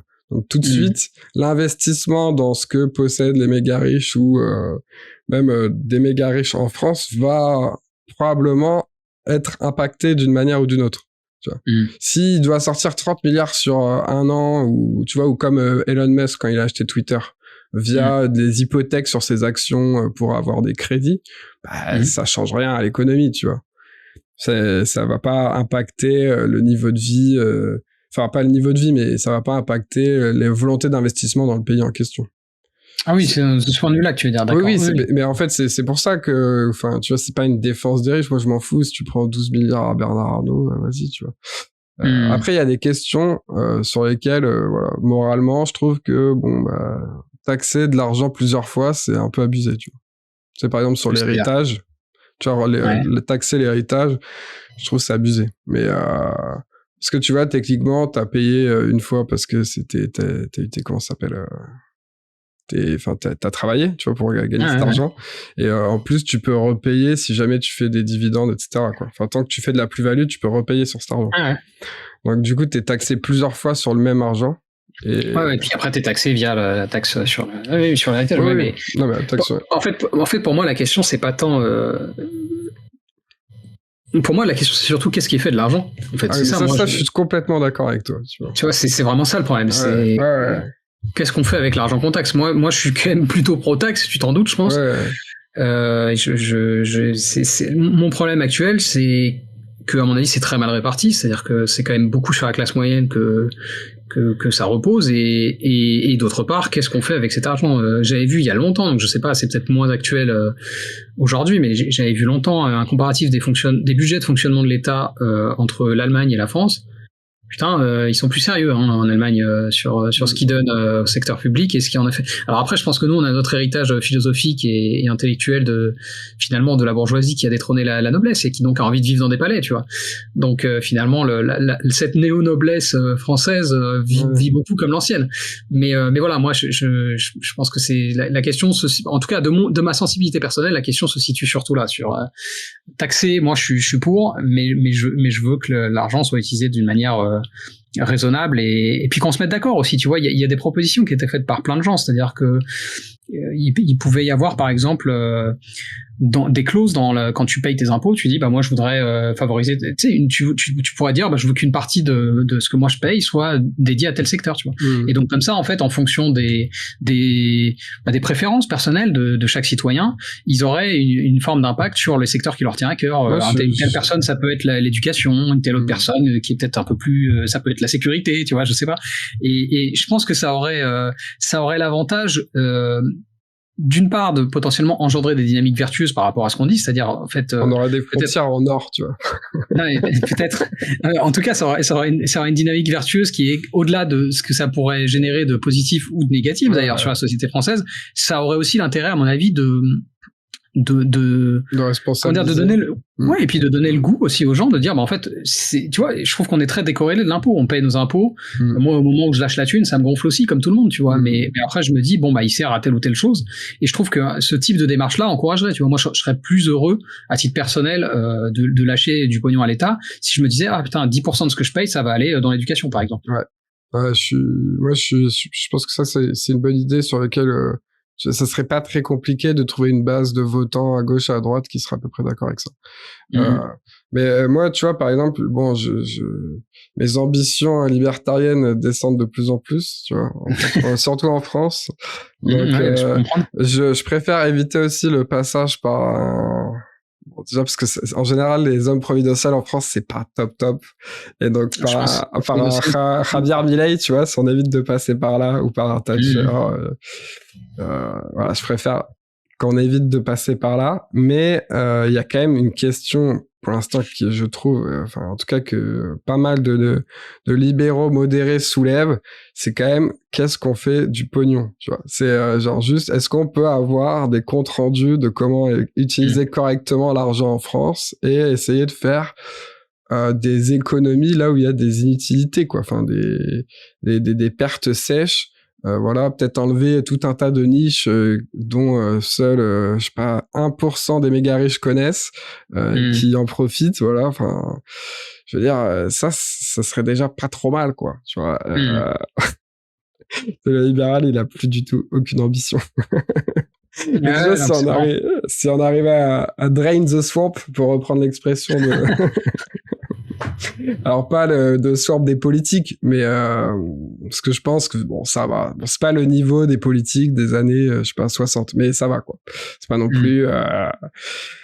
ça va. En plus, je trouve que c'est de plus en plus représentatif de la France, limite. En tout cas, la chambre basse, je trouve... au moins, en tout cas, dans les paroles qui sont un peu les paroles médiatiques, tu vois, qui sont un peu médiatisées, j'ai envie de dire. Parce que c'est vrai que la représentation ouvrière est plus là, mais en même temps il y a plus trop d'ouvriers, donc je sais pas trop à quel point c'est... le problème, en fait, pour moi là-dessus, c'est qu'il y a un néo classe ouvrière qui, elle, n'est pas représentée, quoi, tu vois. Tous ces jobs très précarisés, voilà, c'est ça. Ça, c'est quand même un petit peu inquiétant, je trouve, mais et oui, sur l'ouvrier plus traditionnel, et comme on a délocalisé énormément de production, forcément, il y a moins d'ouvriers. Non, mais c'est ça. Mais tu vois, par exemple, il y a des comparaisons qui sont faites. Moi, tu vois, c'est dans des grands journaux et qui sont là. Oui, regardez, avant, il y avait 20% de représentation ouvrière, tu vois. Maintenant, il y a 3%. Enfin, genre, je veux dire, avant, les ouvriers, c'était 60% de la population. Maintenant, c'est 12, tu vois. Donc bon, c'est un peu logique, quoi. Mais je sais pas, mais ça c'est aussi, ce genre de discours, il est aussi tenu par exemple dans l'accession aux grandes écoles, tu vois. Dans les années 70, il y avait beaucoup plus d'enfants d'ouvriers. Maintenant, non. Mais en fait, il y a ce genre de dynamique, elles sont pas trop explorées. Alors moi, j'ai pas fait l'effort non plus, hein. Ça se trouve, oui, il y a effectivement une petite baisse, mais elle est pas aussi grande qu'ils la font paraître, tu vois. C'est et je pense que j'ai pas exploré le sujet non plus, donc je sais vraiment pas. Là encore, mon a priori, ce serait, ma réaction initiale, ce serait de dire comment tu définis un ouvrier aujourd'hui, tu vois. Parce que pour moi, justement, tout l'aspect classe ubérisée, c'est une forme de néo classe ouvrière qui est sujette à des problématiques pas tout à fait pareilles, mais c'est similaire quand même, on va dire. Ouais. Après, il y en a certains qui ont un peu moins de contraintes, mais sur certains aspects. Mais après, il y a toujours le problème de la précarité éventuelle qui qui se prononcent. Parce que c'est vrai, il y a certains... Moi, je discute beaucoup avec les Uber dans lesquels il m'arrive de rentrer, parce que j'habite en banlieue, malheureusement. Et la plupart, ils sont assez contents de faire ça, parce que c'est vrai, ça leur permet de gagner pas mal d'argent, quoi. Par rapport à un travail salarié classique auquel ils pourraient s'attendre d'avoir, tu vois. Mais après, c'est des mecs qui travaillent beaucoup en général. Donc, c'est aussi un... Tu t'as demandé par curiosité, tu leur as demandé à peu près les horaires qu'ils font par semaine? Ouais, il y en a qui font en général, ils font tous plus de 40 heures. Déjà, il y en a pas mal qui font 50, voire... Les plus jeunes, ils font beaucoup plus. Ils ont tendance à faire plus. Parce que...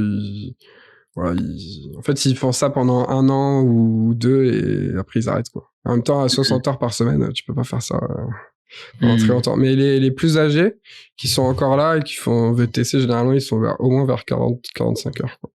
Donc ils travaillent quand même pas mal. Mais après, ils gagnent relativement bien leur vie.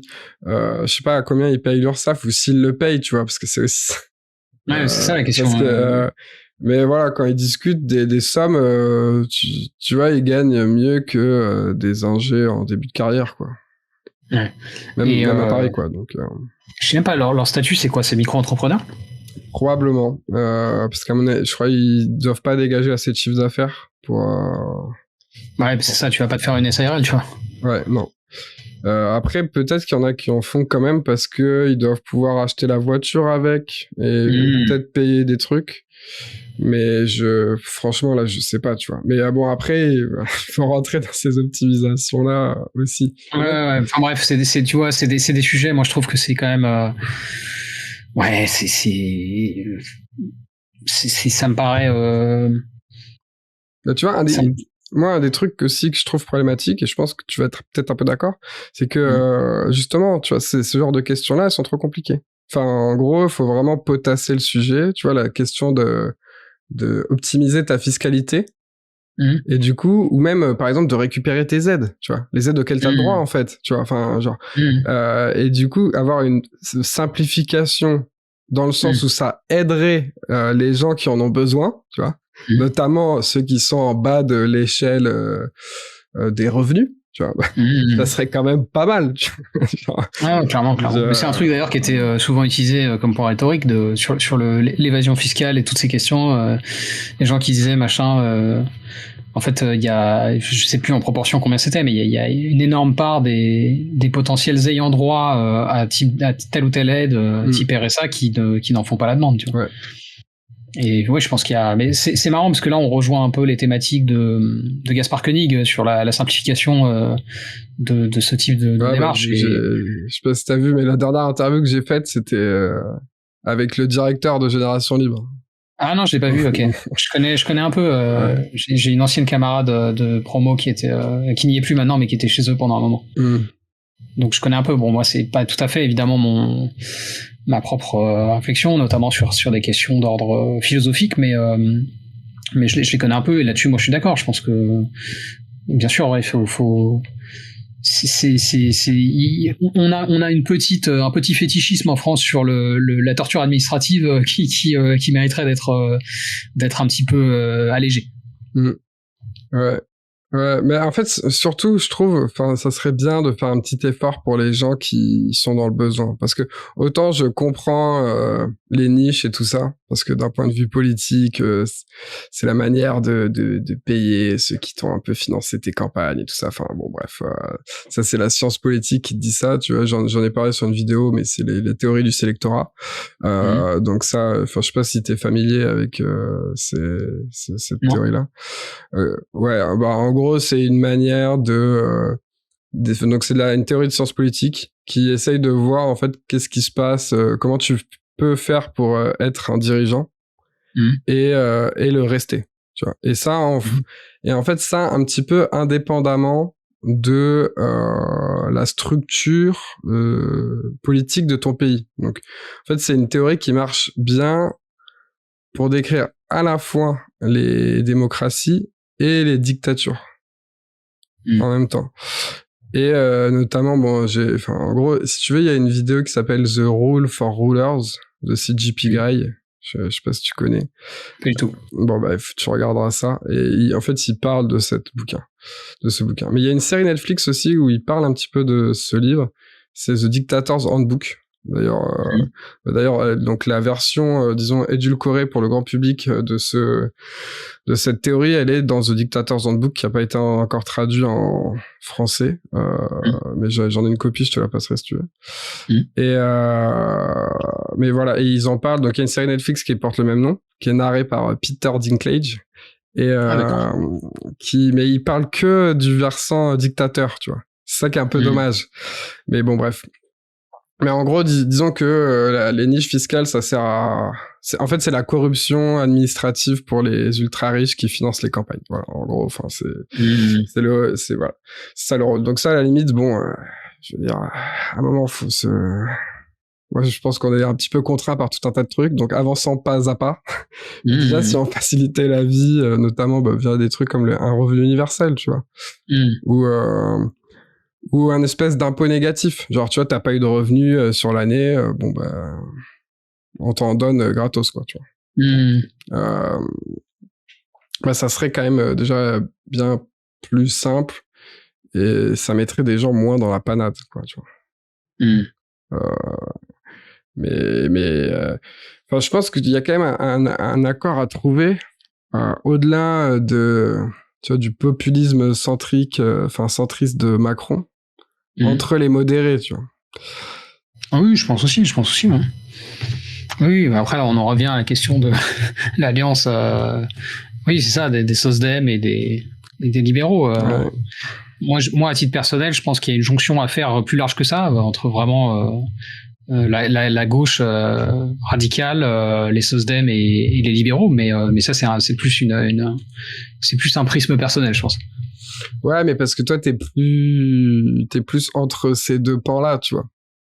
Par exemple, moi, je pense que je peux attirer les Zemmouriens, tu vois, vers le open border, tu vois. Ça, c'est mon utopie, tu vois. D'accord. mais c'est chacun ses utopies, tu vois. Parce que eux, ils vont me dire, non, mais toi, t'es un gros gauchiste, t'es beaucoup trop naïf et tout. Donc bon, après, qu'est-ce que tu veux, disons que le côté SOSDEM, eux, je peux discuter avec eux facilement. Et avec les Zemmouriens ou les néo-réacs, un petit peu. C'est pas encore des vrais néo-réacs, mais je sais pas si t'es familier avec le mouvement néo-réac. Mais je comprends ce que tu veux dire par néo-réac, mais je sais pas, il y a un vrai mouvement néo-réac. Ouais, les Américains, les NRX. Non, je connais pas ça. Ouais, non, je connais pas. Enfin, tu vois, c'est un petit peu toute la branche tech effective accélérationniste, mais un peu vénère, tu vois. D'accord. C'est pas très intéressant, mais si tu veux être en avance sur ce qui va arriver dans 5 ans en France, tu peux regarder maintenant, parce que c'est à peu près ce qui se passe. Hein.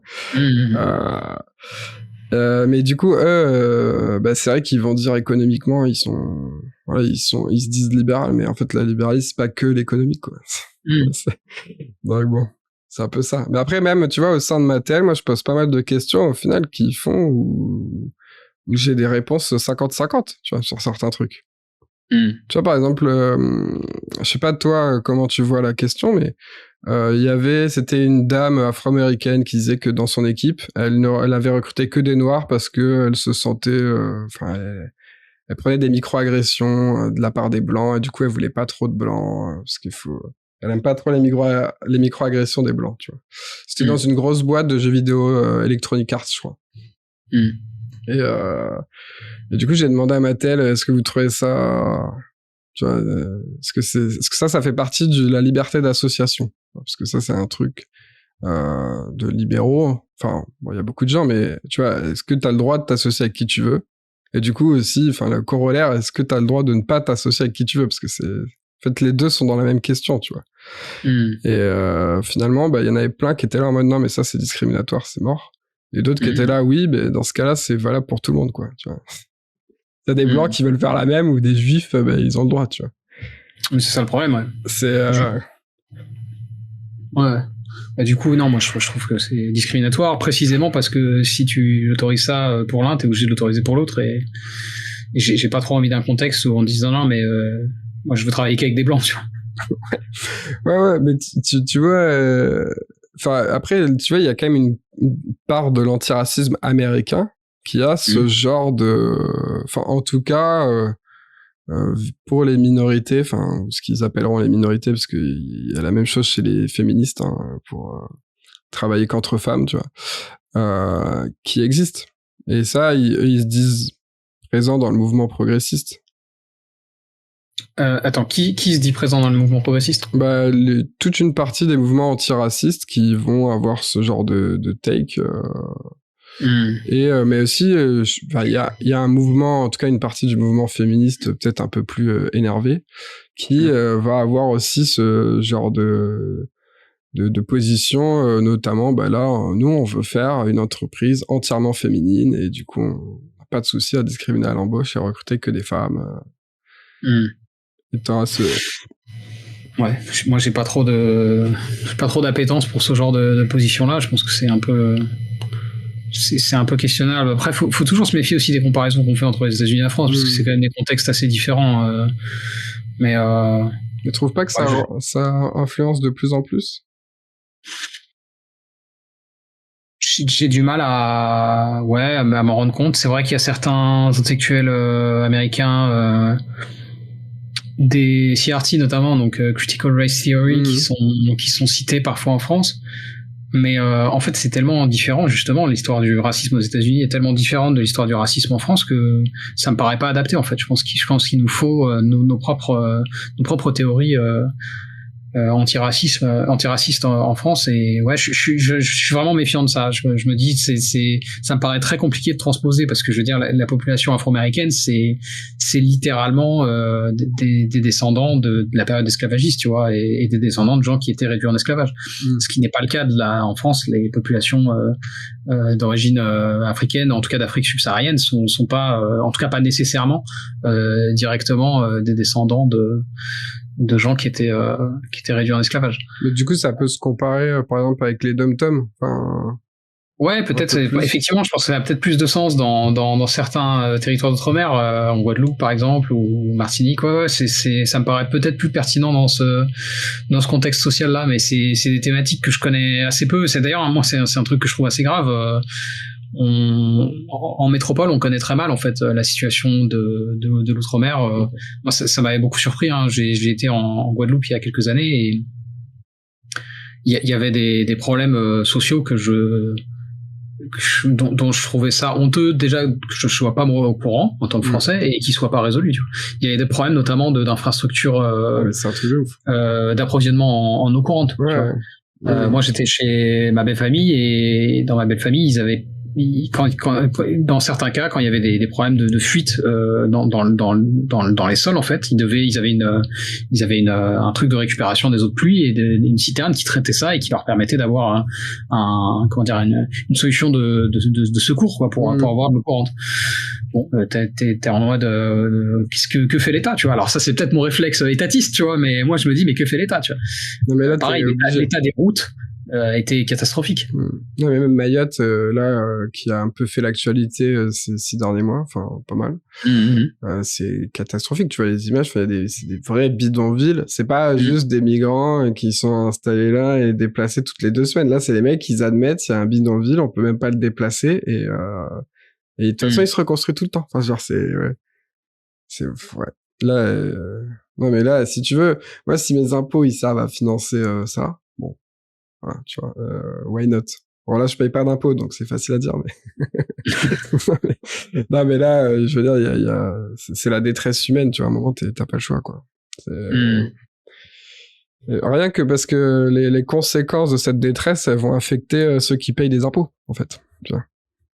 Même au-delà de ça. Enfin, oui, après, ça, c'est des débats. Non, mais même pour les anti... Moi, faut que je donne des arguments pour les anti-impôts, quand même. Ah oui, d'accord. Oui, t'as raison de faire la jonction, ouais. Il faut créer tout ça. Ok. Bon, est-ce que j'avais d'autres questions? Est-ce que au final tu trouves que c'est dur de faire monter une chaîne qui a du contenu de niche, tu vois, je dirais. Ouais, je pense que c'est assez dur. Ça dépend de ton ambition après, et ça dépend de ce que tu appelles faire monter une chaîne. Moi, je trouve que c'est pas que c'est dur en termes de. Je pense que ça demande de la discipline, et ça, c'est pas évident. C'est-à-dire, faut être régulier. Faut pas lâcher l'affaire. Faut aussi admettre que si tu veux pas rentrer dans des trucs trop justement peut-être un peu éthiquement discutables, ta croissance va être plus lente. Donc de ce point de vue-là, c'est oui, il y a un côté difficile. Maintenant, en fait, pourquoi on le fait, c'est aussi ça la question, tu vois. Moi, je le fais aussi pour moi, ce que je fais sur Internet, et évidemment, si je le faisais juste pour moi, je le publierais pas. Mais en fait, je me suis un peu mis dans un cercle vertueux où, comme j'ai une petite communauté, je veux pas faire le gars, mais du coup, j'ai quand même des gens qui attendent du contenu régulier.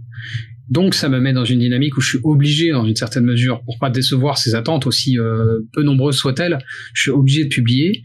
Du coup, ça me force à être finalement en réflexion très très fréquente sur quel sujet je vais traiter, donc quel livre je peux lire, quelle personne je peux inviter, enfin voilà. Et donc il y a ce côté-là qui, pour moi, n'est pas difficile, c'est-à-dire finalement créer un cercle vertueux pour sa propre réflexion.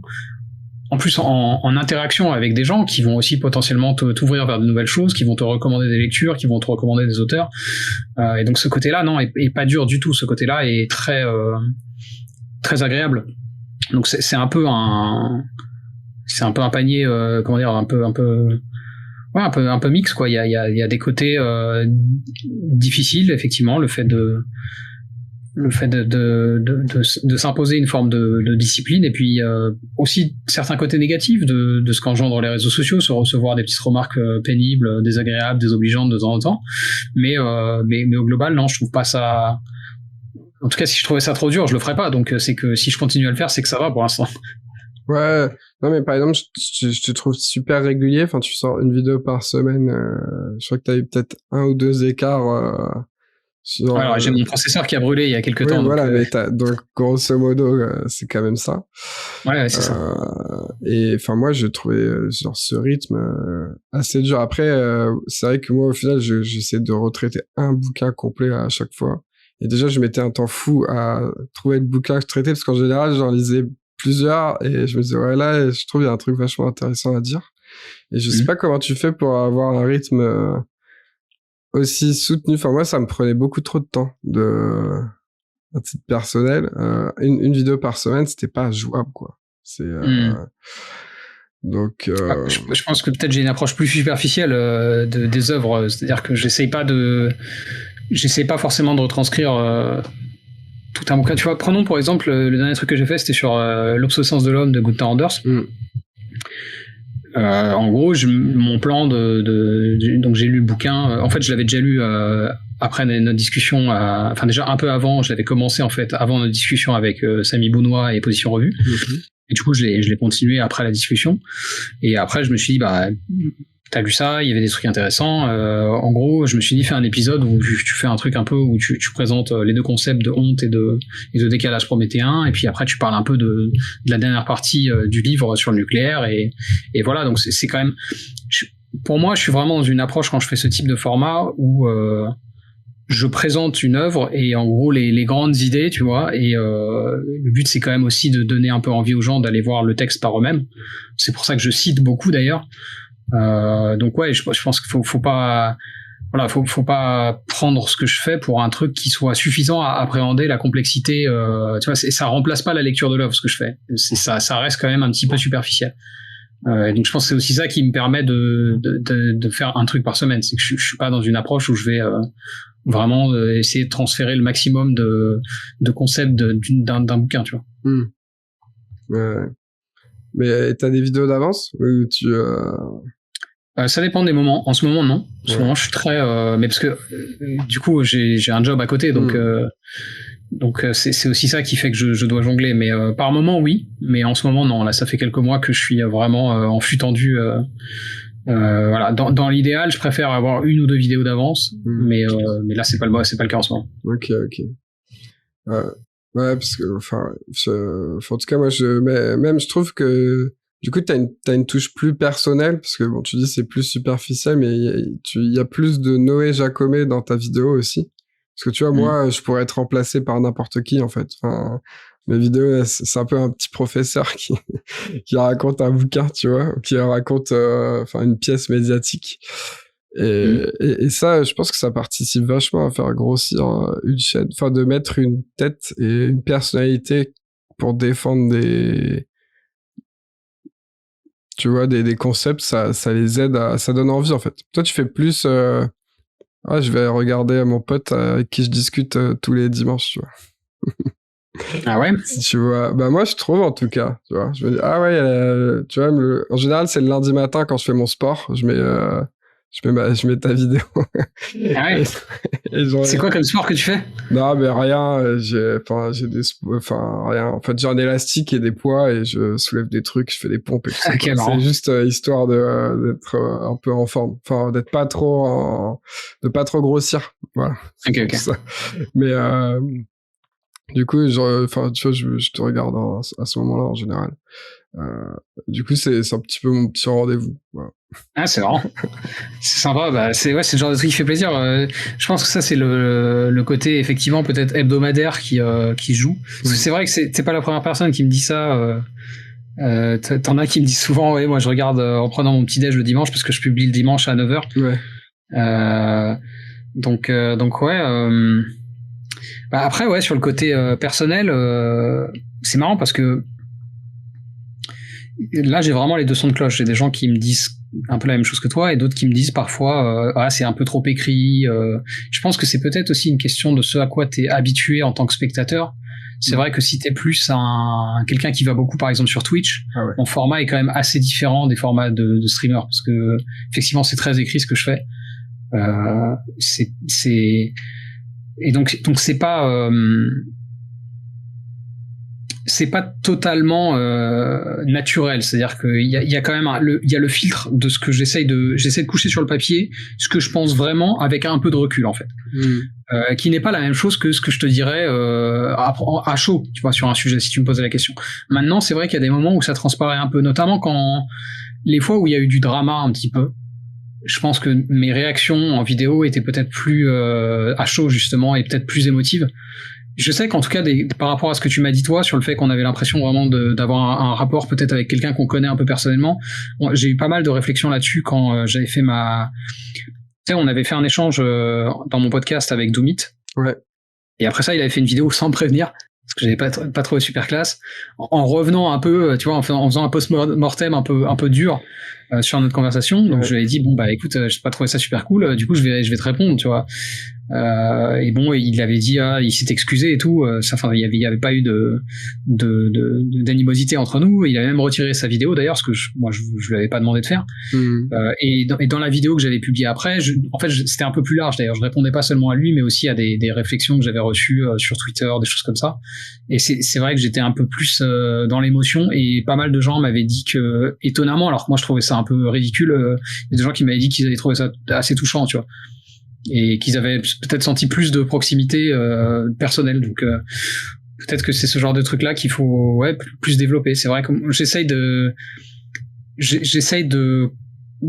mettre de la distance par rapport justement à mes émotions, mais en même temps j'essaie aussi d'être vraiment sincère dans ce que je dis, avec ce que ça a de vrai et de faux, de vrai et d'erroné, tu vois. C'est peut-être que je dis des trucs idiots parfois, mais c'est toujours fait avec sincérité. Ouais, mais ça, je suis d'accord. Moi, c'est comme ça que je définirais, à mon avis, ce que disent les gens par l'adjectif touchant. Tu vois, en fait, tu te fous pas de notre gueule, tu vois. C'est ça tu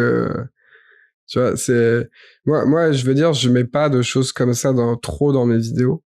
Et donc, du coup, bah, c'est peut-être moins, du coup, ça marche peut-être un peu moins parce que, justement, tu vois, la sincérité, c'est pas quelque chose qui transpire de ça. Après, enfin, de mon message, ou du message que j'ai, dans mes vidéos personnellement.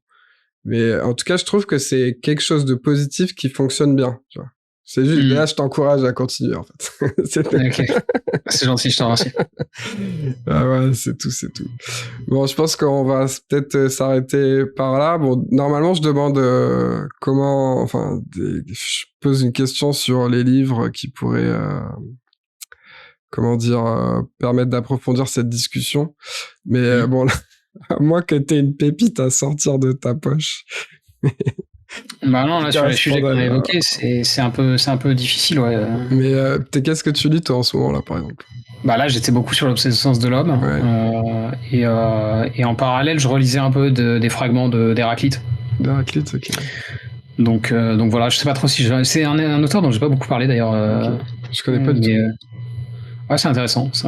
Après, du coup, si t'aimes pas trop les philosophes vraiment en période antique... Ah non, mais c'est pas que j'aime pas, c'est en fait, j'arrive pas à prendre du temps pour les lire. Ok. En fait, c'est pas... moi, je suis prêt à tout lire, hein, tu vois. Genre, à un moment, j'ai fait une vidéo sur Geoffroy de la Gannerie, parce que je l'ai entendu dire une dinguerie, je me suis dit, c'est pas possible de passer sur France Inter, genre, tous les 2 ans et de dire des trucs aussi dingues, tu vois. Et du coup, je suis allé lire ce qu'il avait fait, tu vois. Et du coup, après, j'ai fait une vidéo sur un de ses livres, tu vois. Mais bon, donc j'ai pas de souci à ça. Mais c'est juste que ouais, je trouve ça plus dur quand ça a été écrit il y a longtemps. Mais après, je pense qu'il y a des gens qui écrivent tout de suite. Je sais pas, Bourdieu, ça a été écrit il y a pas si longtemps et j'ai vraiment hyper du mal à lire ce qu'il écrit. Mais c'est aussi vrai de Raymond Boudon, hein. Je galère, j'ai acheté un de ses livres. Ouais. Et, en fait, ils ont des phrases à rallonge qui s'arrêtent jamais, tu vois. Enfin, c'est... ils font pas un effort énorme pour être lu par une audience qui s'y connaît pas très bien puis qui a pas l'habitude de lire des choses qui sont écrites comme ça, tu vois. Si tu veux, bon, je lui demande pas forcément de vulgariser. Enfin, la question c'est pas celle de la vulgarisation, c'est vraiment à quel point tu veux être compris, même quand t'expliques des concepts, tu vois, pour avoir des tournures de phrases qui soient suffisamment claires pour voilà, quelqu'un qui a un peu l'habitude de s'intéresser à ces sujets-là. Tu vois, mais même la manière dont il écrit ses maths, Raymond Boudon, tu vois, parce qu'il fait un peu de maths, enfin, il fait un peu de stats et puis il a des formules, enfin, il les écrit en plein milieu des phrases. Le mec, il en avait rien à foutre, tu vois. Donc, je veux dire, limite, s'il pouvait, il te mettrait un tableau entre 2 phrases, tu vois. C'est genre, bon, en fait, c'est ça que je trouve un petit peu, bon, c'est un peu dur à encaisser, quoi, tu vois. Je vois ce que tu veux dire, ouais. Donc... Moi, c'est Parfit qui me fait cet effet, parfois, Derek Parfit. Où il y a aussi d'ailleurs des tableaux, des trucs parfois un peu abscons au premier abord, mais ouais, je sais pas. Mais en vrai, pour moi, c'est pas une question de antique ou pas, mais ouais, non, mais c'est une question. Je vois ce que tu veux dire. Mais c'était plus vrai. Enfin, cette réalité, elle était plus. En disant que beaucoup des textes qui ont survécu ces périodes anciennes, ils ont tendance à être un peu comme ça. Tu vois. C'est pas. Voilà, c'est un peu ouais, je sais pas, ce qui plaît aux intellectuels des différentes époques, probablement, tu vois, qui font qu'ils ont envie de garder ces ouvrages. Mais tu vois, par exemple, là, je suis en train de travailler sur un bouquin sur le georgisme. Je sais pas si tu commences peut-être à te connaître. Bon, un jour, ça arrivera sur ma chaîne. Et le mec qui a écrit ce bouquin, en fait, à la base, c'était une série d'articles de blog. Et du coup, tu vois, dedans, il a des cartes magiques où il explique ce que c'est un terrain, qu'est-ce que ça fait. Enfin, tu vois, il a des métaphores pour que les gens comprennent vraiment de quoi il parle, tu vois. Il essaye vraiment d'être compris et il va dans des trucs hyper techniques après, genre comment on pourrait estimer tout ça, etc. Mais il a toute une partie quand même qui est faite pour que n'importe qui puisse comprendre le sens de son propos, tu vois. Ce qui est un peu moins vrai des bouquins de sociologues ou d'intellectuels ou de philosophes, voilà, tout simplement. Ok. Mais bon. Ok. Bah écoute, ouais, non, je te dis en ce moment, je lisais Gunther Anders là que j'ai fini récemment et Héraclite. Ok. Et t'as pas relu Dune pour j'ai relu Dune et le Messie de Dune, mais ça fait quelques semaines déjà que j'ai fini les deux. Okay. Mais ouais, faudrait que je relise parce qu'il y en a 6 en vrai des bouquins dans la saga de Dune. Ok. Donc tu vois là, je suis à 2 sur 6 quoi. Ok. Non, bah écoute, je te remercie. Et Bah, merci à toi. bah, je t'en prie. Et puis, bah, à une prochaine. À une prochaine. Ciao. Ciao. Et voilà, c'est tout pour aujourd'hui. J'espère que ça vous a plu. Si c'est le cas, n'hésitez pas à vous abonner, à liker, à commenter comme d'habitude. Et puis surtout, allez voir la chaîne de Noé. En vrai, elle vaut vraiment le coup. Et puis, en dépit du fait que ça soit un social-démocrate, il a quand même beaucoup de réflexions qui sont vachement intéressantes et qui participent à un débat qui pourrait être mené au sein même du libéralisme. Donc, je vous encourage vraiment à aller le voir. En tout cas, c'est fini pour moi. Et donc, je vous dis à la prochaine